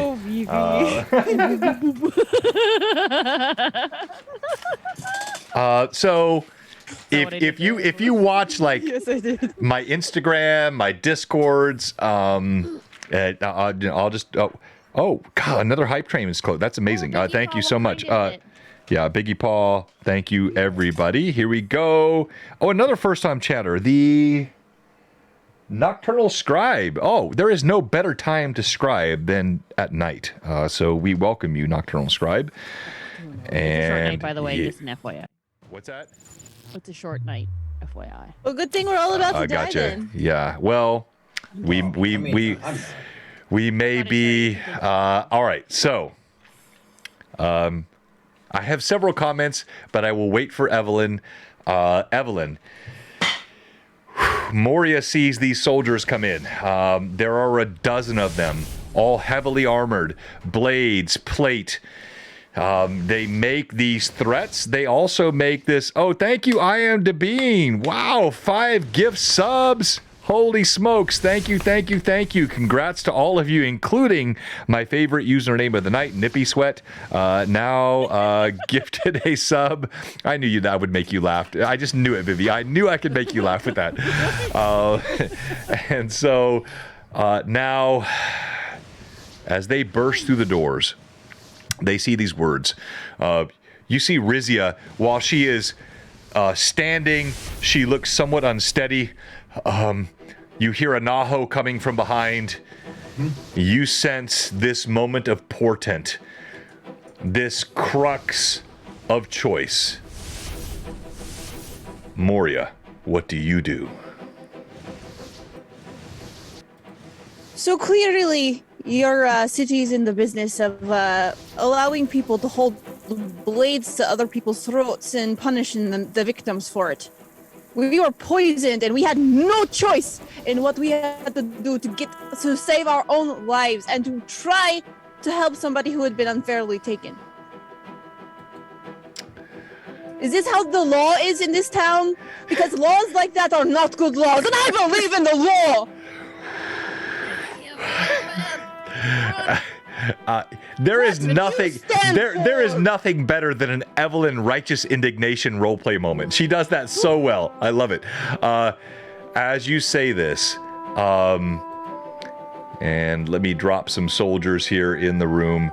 The one in front looks at you, and through his helmet, you see a smirk, and everything grows quiet.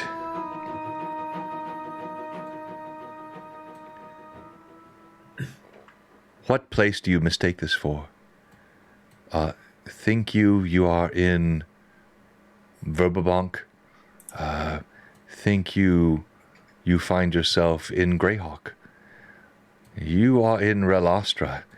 We care not for justice or nobility. It is all power, and you have none. All you have done is disrupt the area of commerce. Commerce is above all in the barbarian quarter. Take your pitiful tears and your righteous indignation, and do with them what you will, including placing them in whatever available orifice you may have, but we care not for them. Very well, then. You have such a weak system that it can be very much so little upset by the actions of a group of people trying to save their lives. What a sad system that's built on such a weak foundation. Maybe you should reflect a bit upon this system that you hold so above all others. He holds his blade out. The only reflection I see is the light glinting off this blade.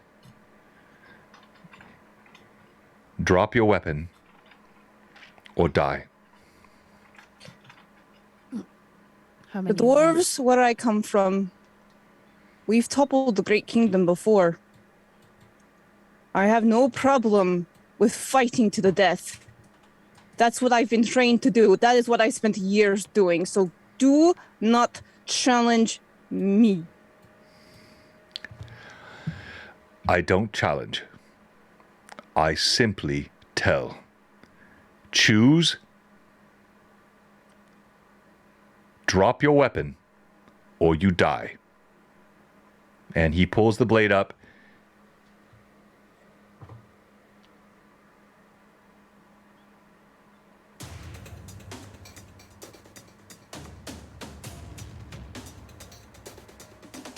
And just as a note, Joe. Yeah, sorry, so you're up, Anaho, Rizia. You can respond. I'm sorry. He's talking to Moria, but you're there, so you guys can also respond. You see all these soldiers standing inside. All the other patrons have fled.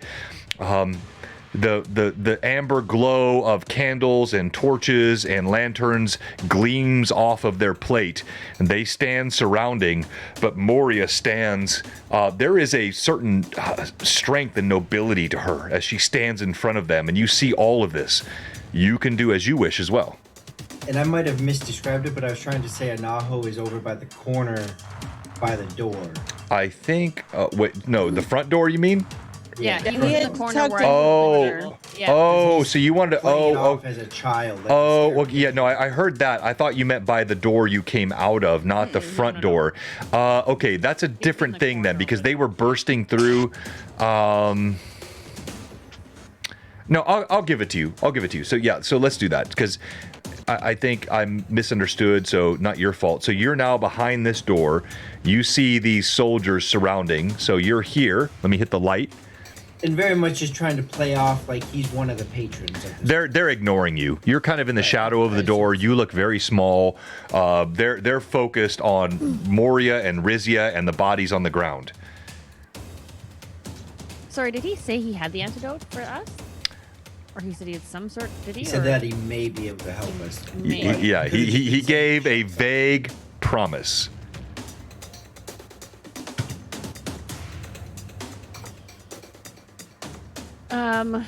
Rizia will just, she's actually standing side by side with Moria and like super impressed. She's like, wow, damn, this little girl is freaking scary. Never mind. Like, kind of like, wow, good job. Again, just standing with her axe, both hands hanging onto her axe. We've all been poisoned. We're going to die regardless. Can you help us or not? All right, so Moria, before he responds, I'll let you respond to what he last said to you.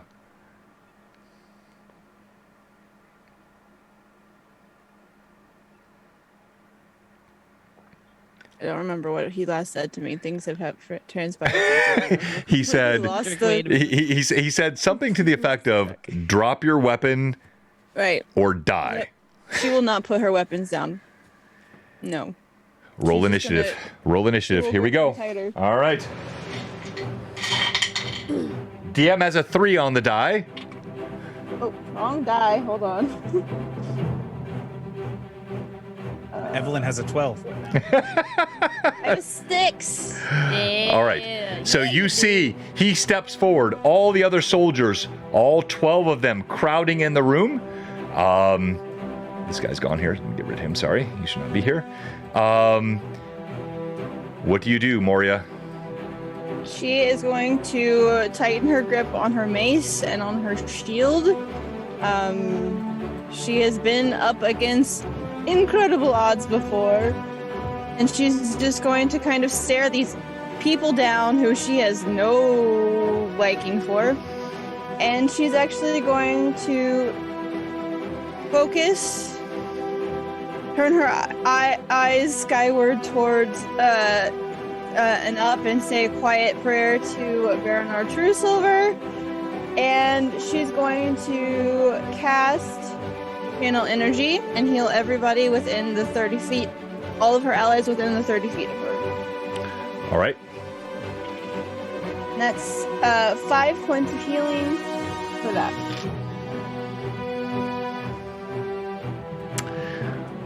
All right. So I got 1, 2, 3, 4, 5, 6, 7, 8, 9. I need 2 more. Hang on. Others coming in. Let's put a female soldier there, and then 1 more. Can't wait to watch these soldiers die. Hey, look, if it happens on the dice, I'm all for it. I am highly suspect, but They each only have like 5 HP. You guys could take them. okay. All right. All of you get 5 hit points of healing. Everyone is within that radius, so please mark that. And the chat is loving this. Wait, Ranger Harley. Oh, sorry, I missed. So, back in the chat, anything was given to me, to you? You got an advantage from Robert, I believe. Let's go, Robert. Thank you. I now have 7 advantages. And then what's that from Ranger Harley? He group +2 initiative. So that can be for next round, given to you guys, right? Thank you. Doesn't say who is to. So Hunter, Ranger Harley, who was that for? Was that me or the party? To the party. Oh, 2 of them. Thank you, Robert. Let's do initiative to the party. Okay, so thank you. Party got the initiative. All right, Moria. Go ahead. She did the heal. And she's just refusing to put her weapon. And so you're not moving. You did the heal. That's it. He healed, and she said the prayer in her head to Baron True Silver, and that's what she's doing. Rizia. She's pointing her weapon to the lead guy. Free action to speak, correct? Yeah, of course. Yeah. We've all been poisoned. Can you help us or not? If you drop your weapon. Same thing he said to her. And she'll look over to Moria. You see Moria is healing. He can help us, apparently, if we drop our weapons. What do you think? All right, hold that. Anaho, what are you doing? You're by the door. You're hiding behind the door. The soldiers clatter in, their metallic boots, their armor creaking, their blades out. Yeah. Oh, no. Pat draws. Did I miss it? What said Pat? No, did I ignore something from Pat? He said I ignored his party save. Party save, yeah. Well, what's that? We don't have a... I think he gave to heal, I think. Well, a few sessions ago, he gave one to Anaho. Oh, yeah. So, no, yeah, that's right. And so a party save includes full hit points. It does not cure poison. Oh, wait, did I miss that, though, in the last time? He did, didn't he? I think Evelyn had to count on that stuff, right? Not for this group because everything's been given. Yeah, I think that's right. Yeah. Okay. All right. To specific people. Usually, the only time I don't have when I note it is when it's not given specifically. But I like that. So, Pat, everyone call me out if I'm missing something. I never want my viewers to feel like I'm ignoring something you've done. I respect it so much. But as a DM, running multiple streams and all kinds of, stuff, I need help sometimes. So if I've missed something you've said before, including like giveaways, like I'm always trying to stay up on top of the giveaways, but I miss them sometimes. So if I missed a giveaway or if I missed a bonus or something you've given to the players, please let me know. All right. He said, no, I gave a full health restore right at break to whichever one rolled the highest. Oh, to which? Oh, okay. All right. Did you guys roll? No. I stepped out. I didn't see it. All right. So, well, that's fine. So all of you roll. 48. So I just replied to what I think it is. I don't think it went through our system. What is that didn't reply? do the usual like Got cheer a thing. 44. Oh, it didn't? Okay. All right. I don't think so. So you say he's got to do it again? We got 84 people watching us barely roleplay tonight. Thank you so much, everyone. We're going to get better, I promise, even though it's Vivi's short night tonight. I got 56. I'm going to go with this one. 56. 26. 26. Okay. 22. 22. All right. Anaho. That was an individual one, though, right? Yeah. So you got the full heal, even though you already healed. So. Yeah. I was gonna. Yeah. Because so I don't know. It's a technicality, but previously, a couple sessions ago, he gave a emergency heal, and I believe that's one of those that you work into the story, right? Okay, so I missed one of those. Is that right? Well, it hasn't been needed. Well, it could certainly be needed now. All right, so That's why I was like. all right, so let's do this. Moria called out to her god, and so we have both Taldar and Phelan unconscious. Hidden by the tables. Because I've Taldar. So it was 1 to 3, 4 to. I'm sorry, Phelan has been. I'm sorry, Phelan. The dice are just not in your favor tonight, Josh. I don't hate you. You know that. I love you. Taldar, you feel the healing power of Moria's deity. The poison still coursing through your veins, but you sense a temporary respite. As you stand up, you see you're surrounded by a dozen armed soldiers, and one of them bearing down on Moria. You are now conscious. Thank you, Pat. Taldar, what do you do? Taldar's gonna pull out his axe. He does not like the situation. He doesn't know what's going on. Where's the closest soldier? There's one right in front of you, right here by the table to your left, looking at Moria. Now, he does not have his blade drawing down, but there's one that stands in front, closer to Moria than you. He has his blade pointed at Moria. So there's one close to you, there's one bearing down on Moria that looks to be the leader. Okay, I understand that. John, can you describe what they're wearing? Yeah, so they're wearing all plate mail. Each one of them, they have long swords and medium shields. They have tabards bearing the sigil of Drax the Invulnerable upon them. They all have helmets with visors, enough to see the eyes, and the leader has a cutout here where you can see the full sort of mouth, nose to speak. And the one that is, other than the one in front of Moria, how many others have their blades drawn? All of them, all 12. All right. That sucks. All right. He's going to, can he knock Moria out the way and take a swing at the one that's got a sword drawn on her? So you're going to try to bump Moria out of the way in a protective fashion. So I'm going to have you... Kind of like when Millie died. I know what you're doing. I get it. So yes, you can see here, if you look on the screen, let me come out to the sort of the isometric view here. This might be easier for the combat purpose. All right, and so here, you're right here, and she's right here. And so you can, whoops, wrong one. There is nothing in between you and her. If you want to knock her back this way toward the stool. Yep. Is that what you're going to do? All right. Yep. Roll strength, please.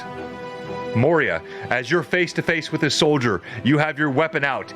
He comes down on you. You feel a bump from the side, and you resist it. I'm just gonna try to. All right. Just a note on that. I would have immediately raged upon seeing the. Yeah, I think rage is fair. Yeah. So yeah. +2, -2 So to AC. that's 24. All right, total of 24. All right, we'll call that a combat maneuver. And then your CMD would be what, Evelyn? Level 1, it's an 11. Taldar is Taldar and strong. And he's raging. You're raging, or you're sort of engaged, rather, not raging. But he pushes you back out of the way with the haft of his axe. That's not a full action. I'm going to let you still take a full action. Do you strike, Taldar, or what do you do? Yes, I strike. Yes, I strike. All right, roll to hit. That's not terrible. Unless these guys are really beefy. 23 to hit. And you're hitting the leader, right? The one that was standing right in front of Moria? Yes, the one who was raising the axe on Moria. A blade. Yeah, not. He's got a long sword. So he's right in front of her. You slam into his armor. You do not push through it. But you see a dent in the pauldron of his armor. Now we go to Moria. You've been pushed back. You can't attack, but you can still do other sorts of free actions, movements. Oh, can I add one more thing right before she does her? Just a sentence. Sure. And so upon let me build the scene here. So upon waking up and rising, the first thing that hits Taldar's eyes are is the blade raised at Moria, who is standing next to him, and he is seeing what she has done for him in the short amount of time, and he raises his axe and yells, "Get away from her!" Pushes her and then swings his axe. All right.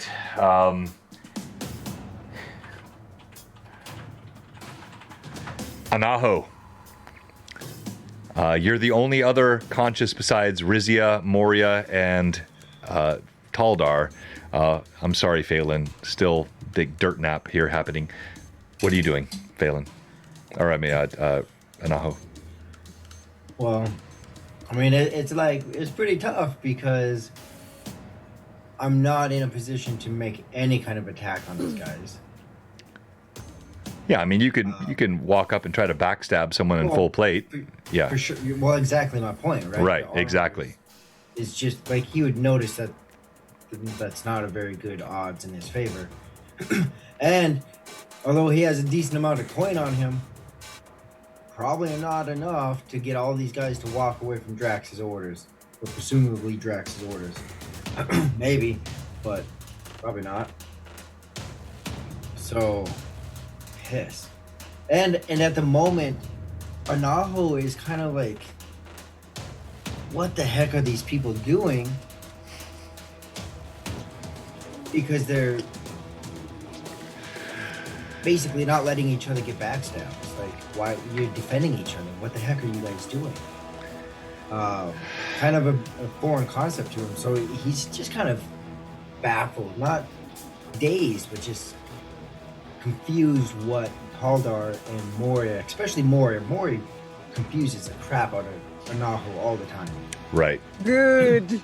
So, all right. So you remain tucked behind the door. No. No. That was fair and wise. No one looks at you as a coward. Rizia, anything else you're doing? You see Taldar. He swings.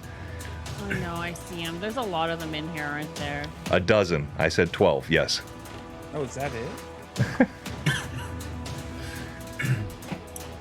Again, she'll just say like, oh, I hate this damn place. And she'll look over to Moria and Taldar. Are you raging, Taldar, or no? Oh, Yo, he's totally like he's uttering guttural cries with spittle flying out of his mouth. Yeah. Or no, I'm sorry. Go ahead, Terry. You already did spittle you- once. You don't have to do it that again, is- but like just like yeah, like role That's play. exact- I mean, he saw the armored men. He saw the raised swords. His eyes are ablaze right now. And she'll just super reluctantly, just knowing that they're outnumbered and there's no way she's gonna get out of this. Literally, she's looking for that pie. She's like, damn it, I really hate this place. No, the I don't have remnants a of the choice." pie are on your hands and on your mouth. I already deleted it from the table. You ate it. Fine, okay, it's deleted. Yeah. See, look, Yeah. pie. Oh, there were 2 pies. The apple pie is gone. There was 2. The pumpkin's still there. If you want to run back for that, the pumpkin's still there. No. There's no whipped cream, so it's not worth it. Rizia, about to raise her axe, just kind of takes a gander around and looks at the scene. She's knowing that right now they're going to be outnumbered regardless of what's happening. Phelan's on the ground. Anaho is nowhere to be seen. Again, just with exasperation under her breath, she's like, oh, I hate this damn place. You don't get a damn choice for anything. And she just tosses her axe on the ground. All right, you toss your axe on the ground, and yes, DM has succeeded. If you hate Relastra, I have correctly conveyed what this city is. It is any Greyhawk fan knows Relastra, particularly here in the 6th century. It is not a good place to be. You drop your axe to the ground. She drops her axe to the ground and she'll look over to Maria and Taldar. Listen, we're outnumbered. There's nothing we can do here. We're gonna die. All right. Moria was knocked back. Taldar is right there. There are 3 of them in proximity, and everyone in the party is gone, yes? Except Okay, for so you, sorry, Phelan. I'm sorry, Phelan. If she was knocked back, then Rizia would stand in front, like step in front of her. Okay, yeah, you can do that. Yeah. All right, so you step over in front of her. There are a good 5 of them right in front of you. Several more piling through, scrabbling past the tables, pushing chairs aside, brush like blades. It's chaos. All the other patrons are gone.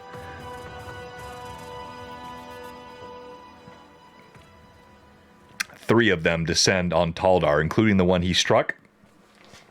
Taldar, remind me of your armor class, please. I have that at is that a 17? Is that right? No, not even close. I'm currently at 13 because I'm raging. Oh, you're raging. So 15 down to 13. Yeah. Okay, I have advantages. I will use them because that's what I like to do. Thank you so much to all of my great viewers. Hold on here. I've got tiny dice with strange numbers, and I'm getting old. So let me put the glasses on. Oh, that's a hit.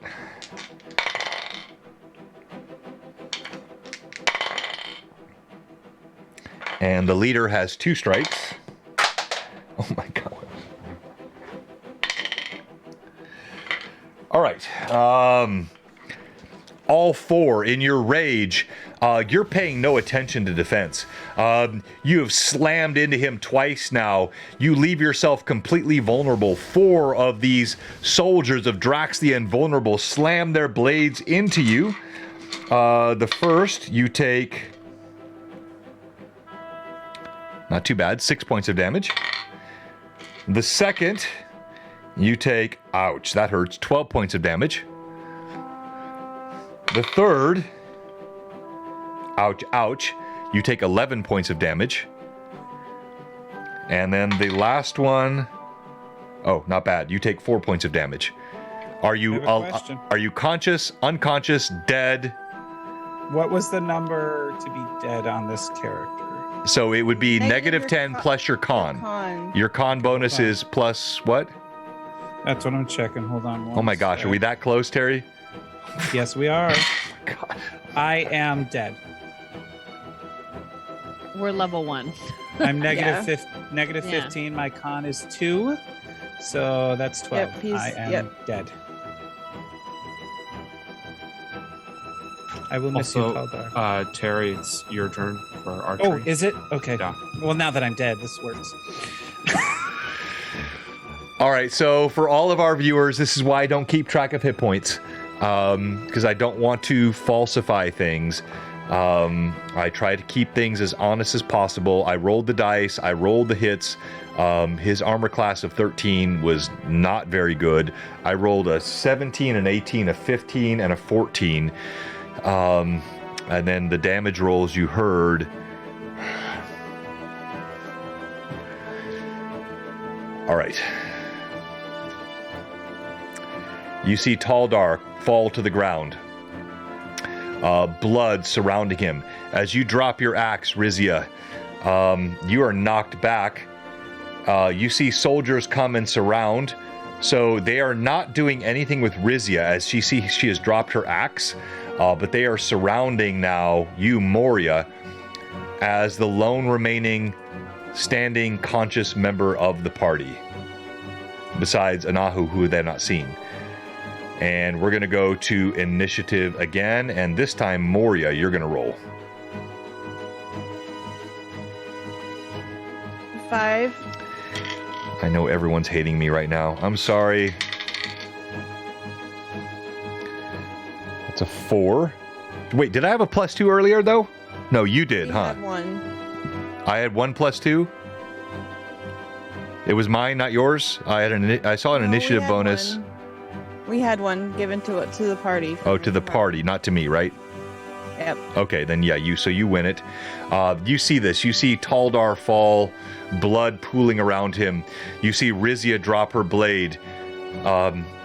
You know Anaho is somewhere to the back of the tavern. What do you do? She sees Taldar fall. Oh, yeah. Hacked. Multiple soldiers descending on him.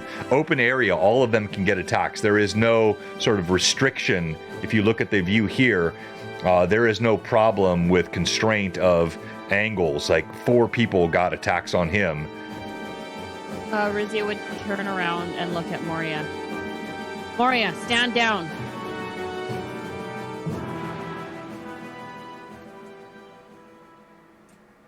No.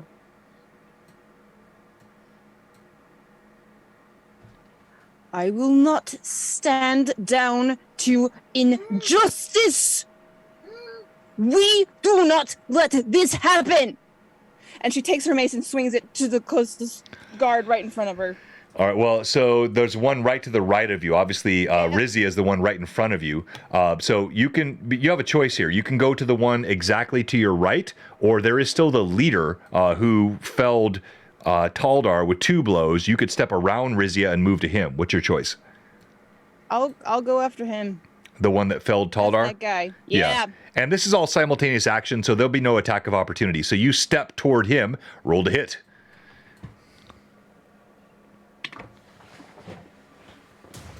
That's a natural 20. What? Okay, roll again to confirm. What now? Yeah, what now? Let's go. Thank you. That is a 19 on the die. A 19. Okay, that's a crit. Roll percentile, please. Come on. Chop his head off with your mace.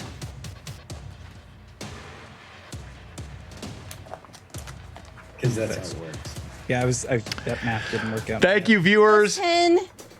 I'm sorry, what's that? 91. What's that? Plus 10, it's a 91%. A 91? Yeah. Okay, hang on. 91. Well, I'll hang on. Revenge is sweet. That's served dead. All right, hang on here. So wait.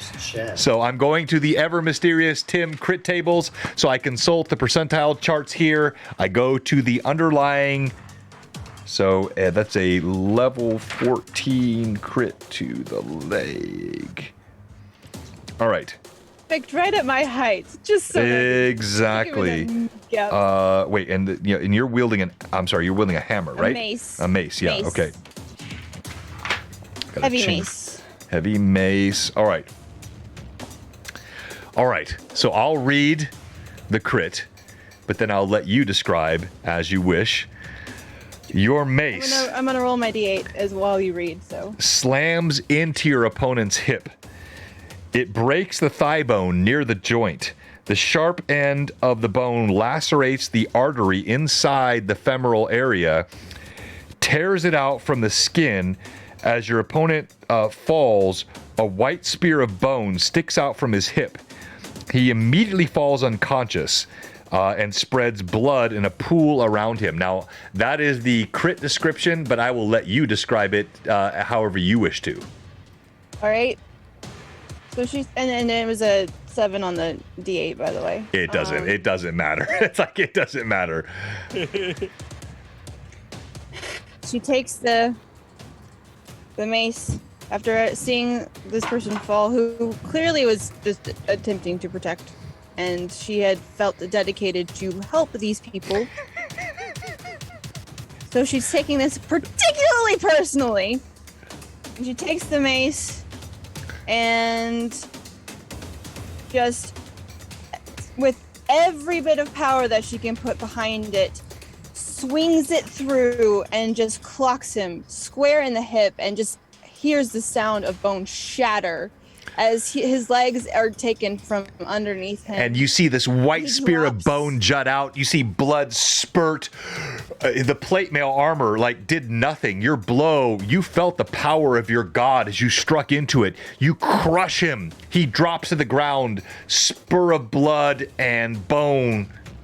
And she will, as he hits the ground, she's gonna place her foot square on his chest, and she's gonna look at him and eyes to his eyes while whatever consciousness is left in him, and she's gonna say, "That's what happens when you mess with the dwarves of Glorvodum! We do not trifle with you great kingdom fools!" All right. So, Rizia, you see this, but you still see 11 more soldiers around you. You've dropped your axe. You try to quell Moria. What do you do now? I don't have a weapon, so.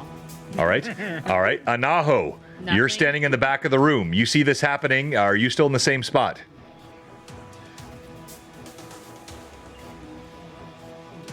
Give me just a moment. All right. No, you got to play your character the way your character is, so that's fine. He's gonna stay there. Like, he knows that there's people on the other side of the door, right there. Yes, there's two standing in the doorway. Yeah. So no matter where I move, he can't successfully move anywhere. No, there's a dozen soldiers in a small tavern. Yes, there's no place to really move. Here, Yeah, let me I'll pull. I got just the keep- isometric view. I'll just keep taking in what's going on. Maria is still kind of like. Moria is surrounded now by several Yeah. soldiers.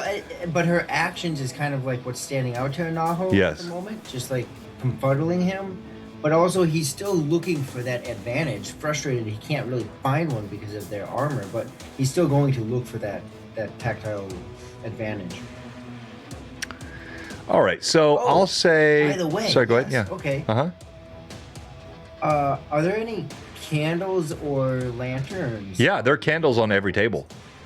There are lanterns behind you here. You see, there's a lantern in the corner, there's one by the door, and there's a candle on the table, exactly as you see here. You're standing here, so you see all three of these, Are within they proximity. Are they out of his reach? No, the candle certainly is not. The lanterns, you'd have to reach up, like you could get the bottom of them. So if you're trying to push and unhook, yeah, you could probably do that. Okay, well, I know I've had that experience. It didn't go well for me.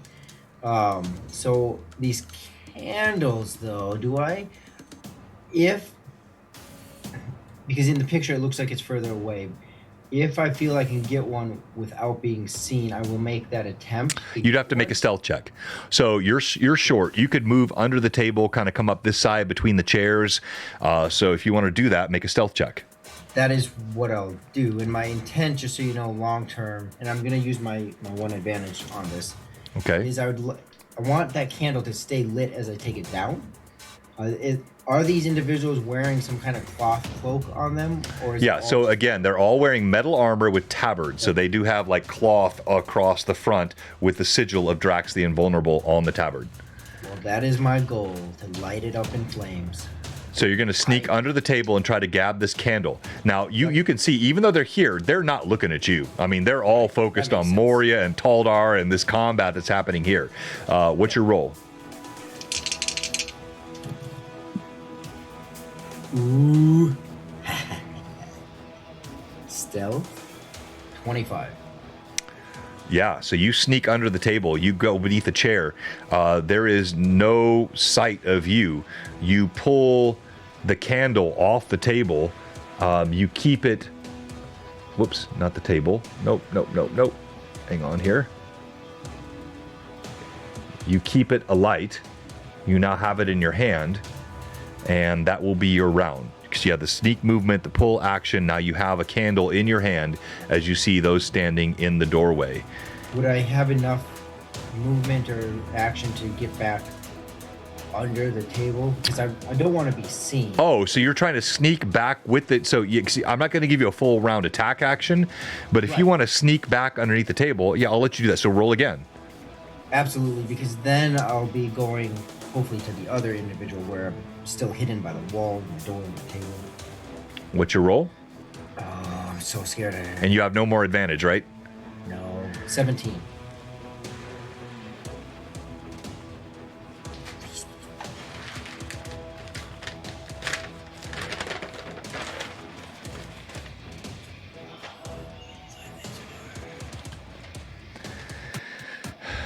As you move beneath the table, you jostle a chair. Wax drips on your hand.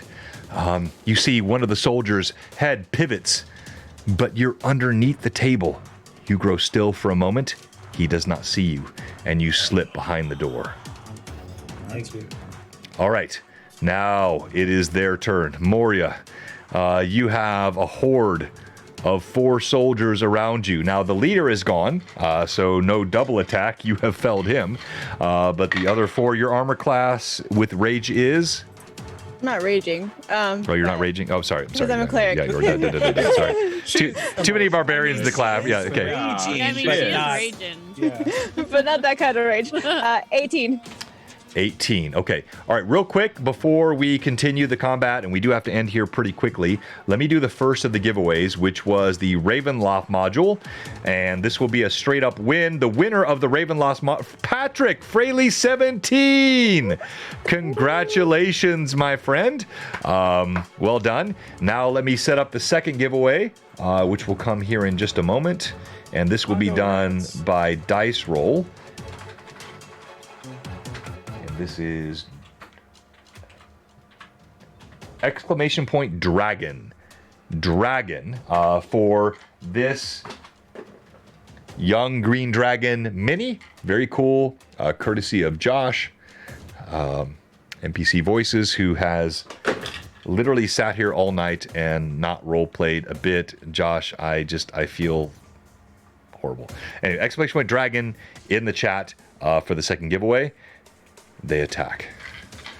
The first one, his sword scrapes along your armor. Oh, I don't like when he looks like that. That's a 20, ain't it? Nat 20 I knew it. on the die. Roll to confirm. 11 plus 3. 4. You said your armor class was what? 18. Okay, not a crit. Whew. All right, only 2 hit you. Oh gosh. You take... Got something on my die here. 9 points from the first. You take 11 points from the second, so a total of 20. Conscious, unconscious. Well, wait a second. I gotta put it in. She is I barely... am dead. Dead? What? Dead? Dead. So you were at how many hit points? 9, and my con bonus is a +1, and a -11 makes me dead. Yeah. By 1? Yeah. At 1, yeah, I'm exactly at dead. All right, John, you got 2 more to kill. No Three kidding. more, I guess. if we- Level 1. No doubt. I love this. Nope. Phelan's asleep. Phelan's asleep. He's fine. Please. Yeah, They I mean, just that start might take him back stabbing and- the sleeping guy, just like, oh gosh. All right. The dice rolled. As Moria falls to the ground, blood pooling around, Rizia stands there, her blade on the ground. Wow, bars. I'm on fire tonight. You...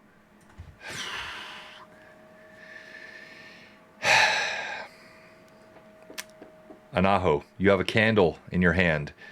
You see the soldiers, they're making no further move. As they walk toward Rizia, they're simply trying to tie her hands. I'll let Rizia respond to how she handles this, but they're not attacking anymore. They're sheathing their blades. They see no further threat. She'll make, if she can see Anaho, she's gonna make direct eye contact with him and like shake her head, like don't. I don't know if she can see me. Can I see her? Well, you can like 6 feet something. You know, she Yeah, so she I'm saw under the you table. duck I'm behind. sure I tower behind everybody. I'm like 6'2". Yeah, she's tall, so go ahead and roll. I think. Yeah, no, don't. Yeah, you can see her. I would have known where he went. Yeah, before yeah. You we you knocked you on can the you door, can so you I can know see where her. you are. Yeah, you can see her. Okay. And what do you do? I'm just like making direct eye contact with you. I'm like, don't. Okay. Well, I'll be under that table, still with it lit, still ready. But I've seen this, and I will hold for the moment.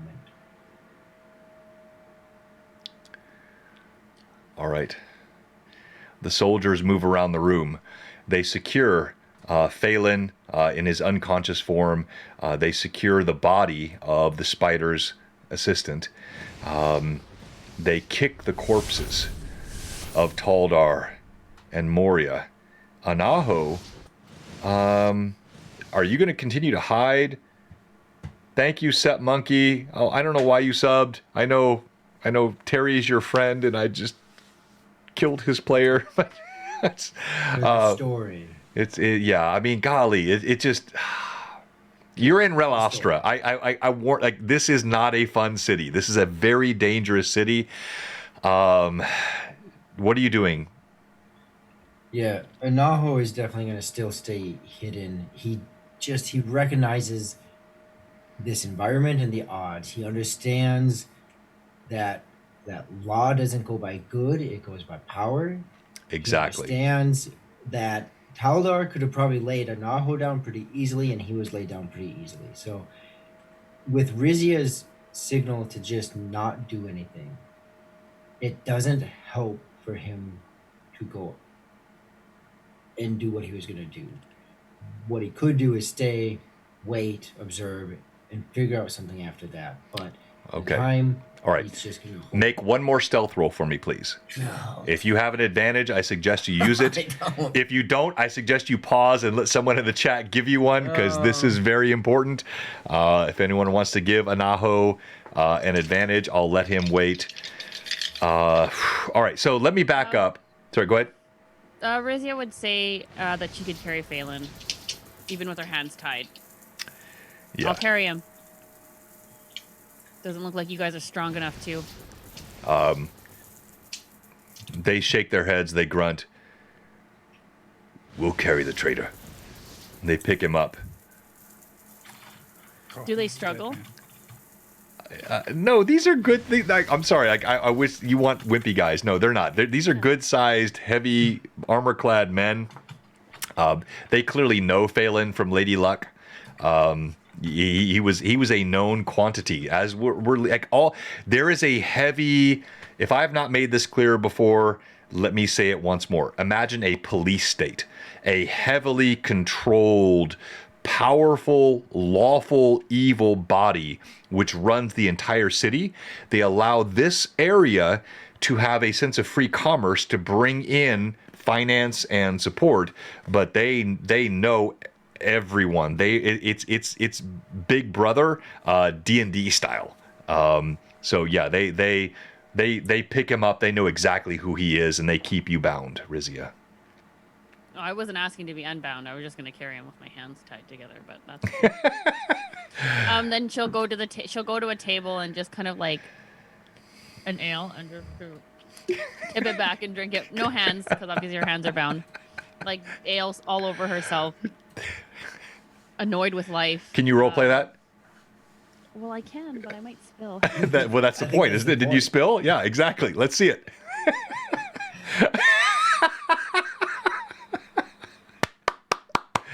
Bravo, bravo. She can drink her ale with her hands tied. Bravo. With her hands tied. Bravo, bravo. All right. By the way, John, Yes. got a natural 20, which puts me at 30. There you go. You tuck yourself behind the door. You put your hand over the candle. You douse the flame, and you watch as the soldiers pile out, carrying the body of Moria, the body of Taldar, leading forward Rizia with ale dripping off of her mouth, but with no idea of where Anaho is. And they shuffle out of Vane Roberts' chains, carrying the remnants of our party. You said they took Moria also, or just they The took bodies everyone? and yeah. Yeah, they took the bodies. They took the bodies of Moria, of Taldar, and then also the dead body of the spider's ally, Yeah. and then Phelan's unconscious body pulled out of Vane Roberts' chains. And that is where we end tonight. Rizia would actually like to actively make note of every single person, every guard that was in that room, what they look like, any kind of scars, distinguishing features, so if she ever meets them again. Yeah, okay, so they're all pretty heavily armor clad, as I said. Only the leader had a clear, but I'll let you make a roll. Let's do perception, please. Okay. And I'll make a note of this. Phelan would like And I'd to do imagine the same. Rizzy is going to spend some time if she doesn't die from the poison. Dirty but 20. She's going to spend some time with them going to the holding place. Yeah, she'll have, yeah, exactly, because she's conscious. So you're not just having to study them here. You can watch No, them. studying them the entire Yeah, time. so you got the dirty I'm definitely 20. Making a list. All right. Okay. Yeah, so Vane Roberts Chains is the name, Robert, of the inn, although it was not named after you. It could have been. And I want to thank all of our viewers tonight. Thank you, Pat Draws, who helped the party quite a bit. All of you who gave bits. Thank you, those who gave things to the DM.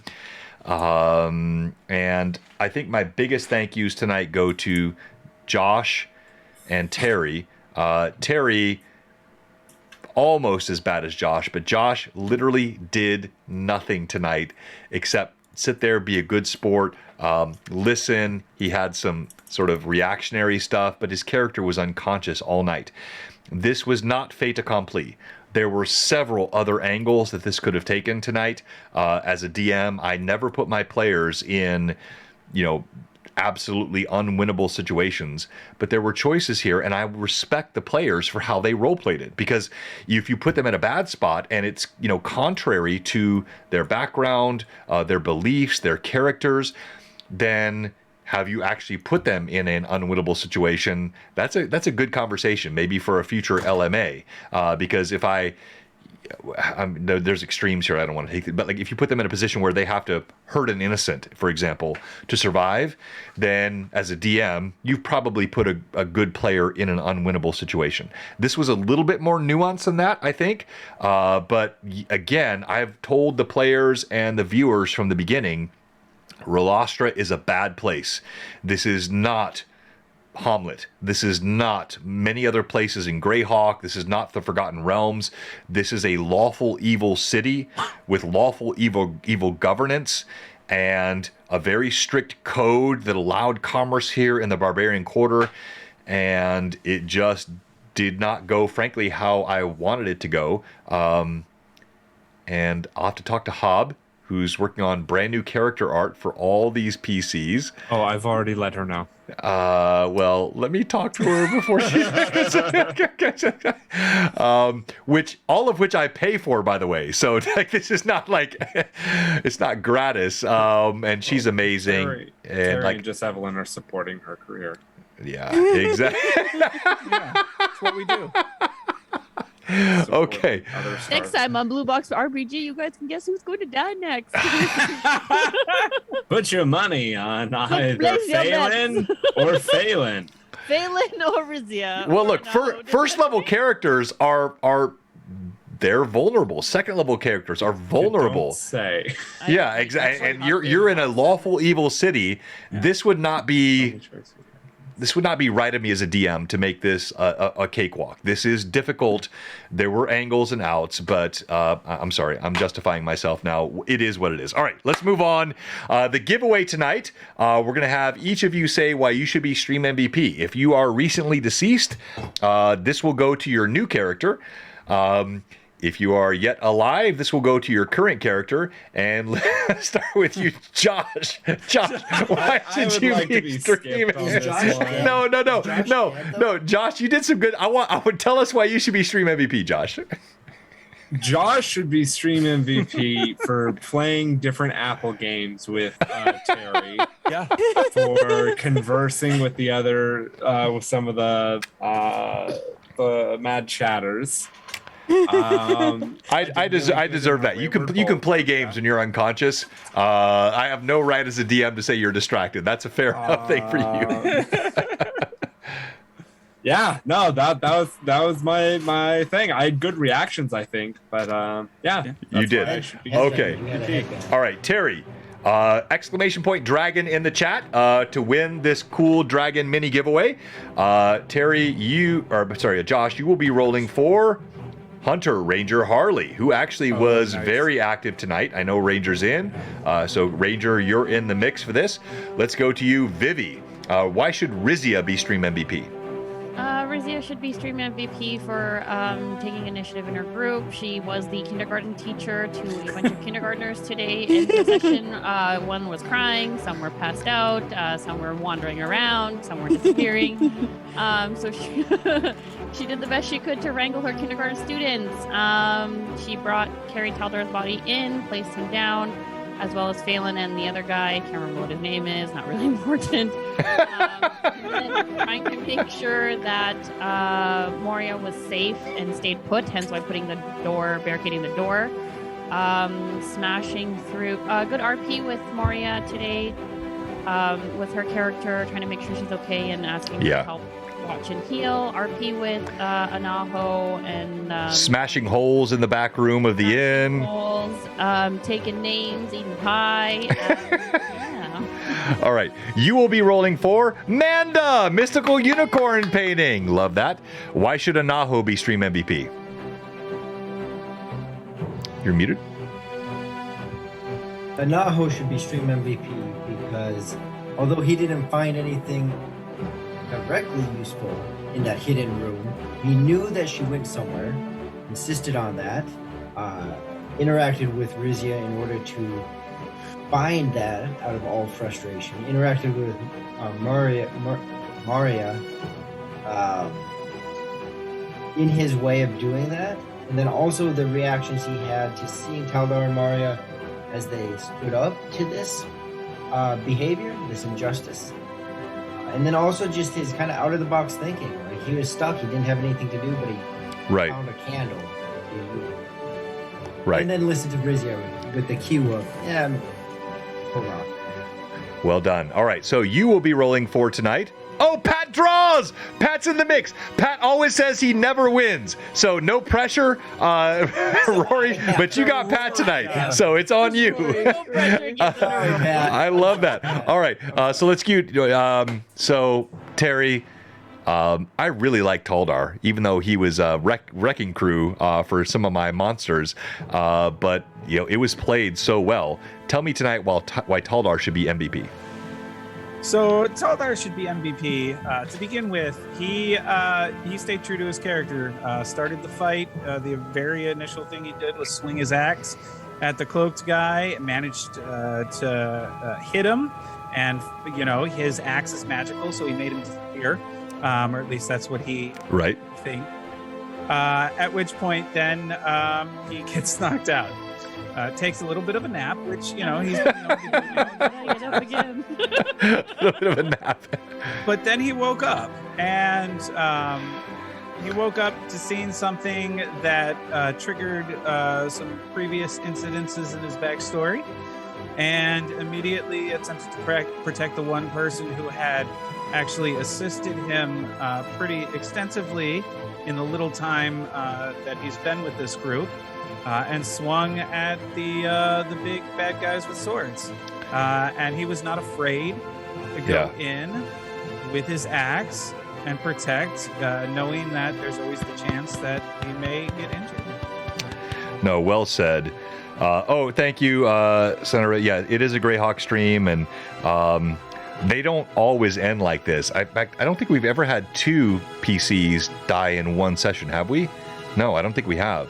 We only have one Josh, so only one can die. And it could have been it could have been a TPK, which was not my goal. But you did a great job tonight, Terry. As always, you're so invested in character. I love having you, and all these players are great. But the theater folks, you and Evelyn, you bring this extra nuance of how you approach your character and your investment in the story, beyond the fact that you wrote this incredible backstory and I paid a couple $100 for your character art. So, and so next week with my new character who will be beardless, we'll have to see what happens. No, please don't. Wait, are you shaving your beard? No, please don't.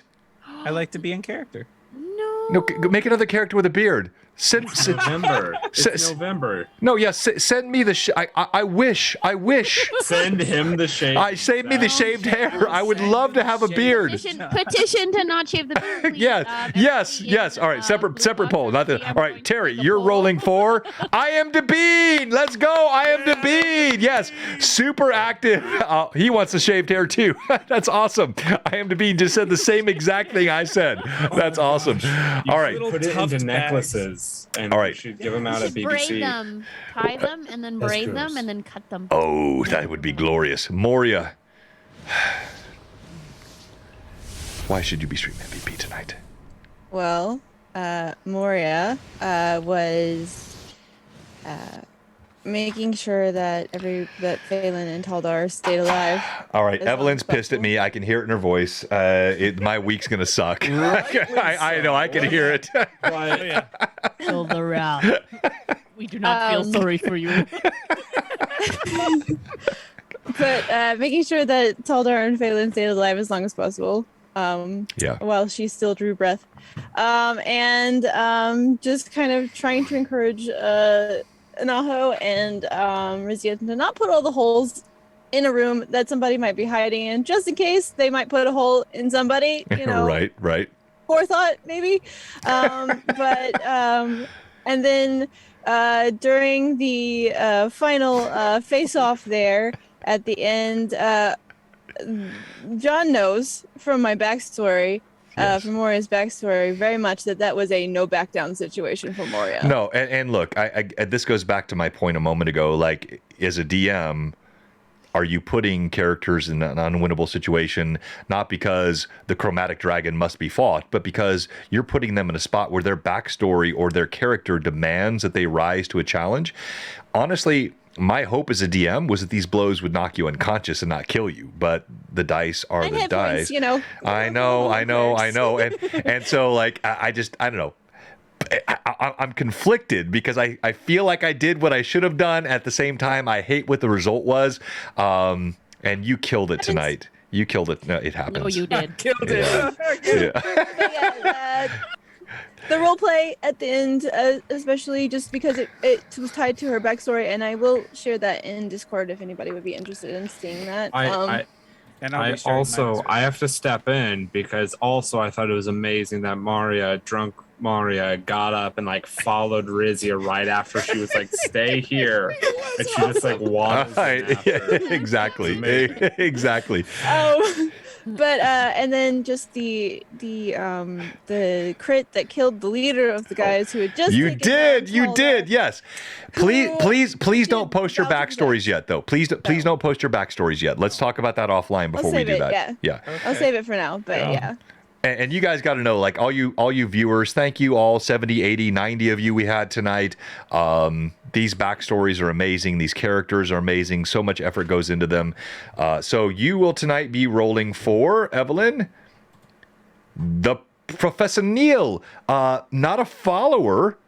So you have to follow. So Professor Neil, if you're here, just follow. That's free. Follow us. You have to be a follower at least to be in the giveaway. Gotta go. Can I roll for Amanda? Yeah, you can. But before you do, real quick, we have one question for you. If you're watching tonight and you're not following, what? Or if you're following and you're not a sub, or if you're a sub and you let your sub expire, we have one question for you. What are you doing? All right. And the Professor Neil just followed. Anyone else follow? Go ahead and you roll first, Vivi, because I know it's your short night. You got to go. I rolled a 14 and 13. All right, 14. And you had who again? Amanda. Manda. All right, Manda has a 14. Love it, love it. And just keep your camera on, please, if you would. We'll kill that separately. Love you, baby. We love you to death. You're amazing. Love you. And Canadian friends all over tonight. Oh, good night. Canadian Ancient Gamer. Oh, wait. For John in the next game. Thank you, Patrick. Let's go. I got it. What happened? Patrick just gave me 5 advantages. He gave me 2.5 advantages for the next game to be DM'd. And by the way, Patrick, tonight we gave away one of your lightning source items. Thank you so much. This came from Ancient Gamer, this Ravenloft thing, which was one earlier. All right, let's go to you, Rory. I'm glad you're liking it, Professor. You're muted, Rory. Yeah. Yeah. Vote for the stream MVP, upper right-hand corner. Click that. No way. What'd you roll? I'm gonna, accept it. You got Pat draws, right? Yeah. And what'd you roll? I got a 19, Pat. Woo! There we go. Does Pat have his first win? Only one person can beat me. 19. Evelyn. Okay. All right, let's go to Terry. All right, I am rolling for I'm the Bean, All right. who is a subscriber, I believe. Yep, right? he is. Yep. Greg, any been- other night this would be good. I rolled an 18. An 18. Any other Oh my night. gosh, so close. Yeah, exactly. Oh, I'm sorry, I'm the Bean. You're a sheep. Thank you, Vancouver by night. Man, all these Canadians. What's happening? I also want to apologize for rolling an 18 on a night that Rory decides that he doesn't want to roll a 2. Exactly. All right, Josh. I kind of want Evelyn to go first because I want to see her. All right, go ahead, Evelyn. Yeah, let Evelyn go. That's good. That's a good idea. Yeah. Stream MVP is getting close to the end, and we have a runaway leader tonight. So I am rolling for the Professor Neil. Professor Neil, brand new follower tonight. The 16. Oh, a strong roll. Oh my gosh. Pat draws. His first blue box win is on the ledge. Josh, will you snatch it from him? Ranger Josh. Harley. Here we go, Ranger. Let's go, Hunter. You ain't got this, Josh. I got this. Don't take this from me. Don't That take is this from me. a 15. Pat draws. Wait, Let's go, Pat draws. You've won, sir. I have a second He's roll. got a second roll. Oh, sorry. You blew it too early. I did. And an 18. Oh! That draws gets it. Are you serious? An 18? Pat draws. Pat draws. It was meant to be. It was just meant to be tonight. So Pat finally gets a blue box win. Congratulations to all. Stream MVP tonight is Moria. Moria. Oh, hello, Esther. Moria, let's chat after the stream tonight. Thank you to all the amazing Mad Chatters. Let's do a raid tonight. Tomorrow night. I almost forgot. Don't miss. 2-hour LMA starting at 5 o'clock Central Time, so it's a longer one than normal. I have Lord Ashes, Hollow Fox, and Demon Gund. We're talking Tailspire plugins, mods, and there's a surprise that he has for the entire Blue Box community that we're going to launch tomorrow night. You are not... Hey, thank you, Mad Fergie. Oh, that's from Mr. Potato Butt, gifting the subs. Let's go, Mr. Potato Butt. Another great username. Golly, you're... Irish fan. I know. I love the Irish. Yes, the Irish derrieres. All right, so we will have an amazing LMA tomorrow night. It's going to be so much fun with Demon Gund, with Hollow Fox, and with Lord Ashes. And please join us for that. Hey, Sorrow's Tale, glad you're here. Congrats on the gift sub. So many folks I know. Awesome. And the raid tonight will be... Pulling up my You Twitch. should raid Matcha Kitty. No, he's not running tonight. It doesn't matter. We could raid him anyway. I killed him. There's not a lot running tonight. Let's see what's up You could here. raid DM screening. DM_screening. Oh, you're right. There's not a lot. Yeah, that's weird. Well, okay. So Praetors is up. It looks like they're just getting started, or are they ending? They got 0 right now on. See, I'm not seen showing them them, on so I yet. think that's. I see them with a 0 on. Anyone have a recommendation for the? Thank you so much for all the compliments on the stream. It was not our, Live. not my Buddy DM screening is running Dungeons and Dragons right now with 16 viewers. DM screening. You know Yeah, them? DM_screening. Yeah, he's a really good guy. Okay, all right. Raiders is now All right. showing up for me as well. So Okay, DM screening. We're going to raid that based on Josh's recommendation. So Again, I want to say thank you to our unconscious players tonight. You guys were amazing. And at least one of you is still alive. So congrats. And the raid. Gosh. I'll toss and turn Enjoy all the night beer, tonight. quickly. Enjoy it. No, no, no, no, no, Yeah. no. Look at the beer. No, no, no. Michael Good talking to luck. Toby. No, no, no. Don't worry, it grows fast, John. I Please. could actually shave it Yeah. and have it back by Blue Box Con. Honestly, he could. All right, now you're flexing on me. All right, raid of 64. Congrats. Thank you, everyone. We love you. And stream.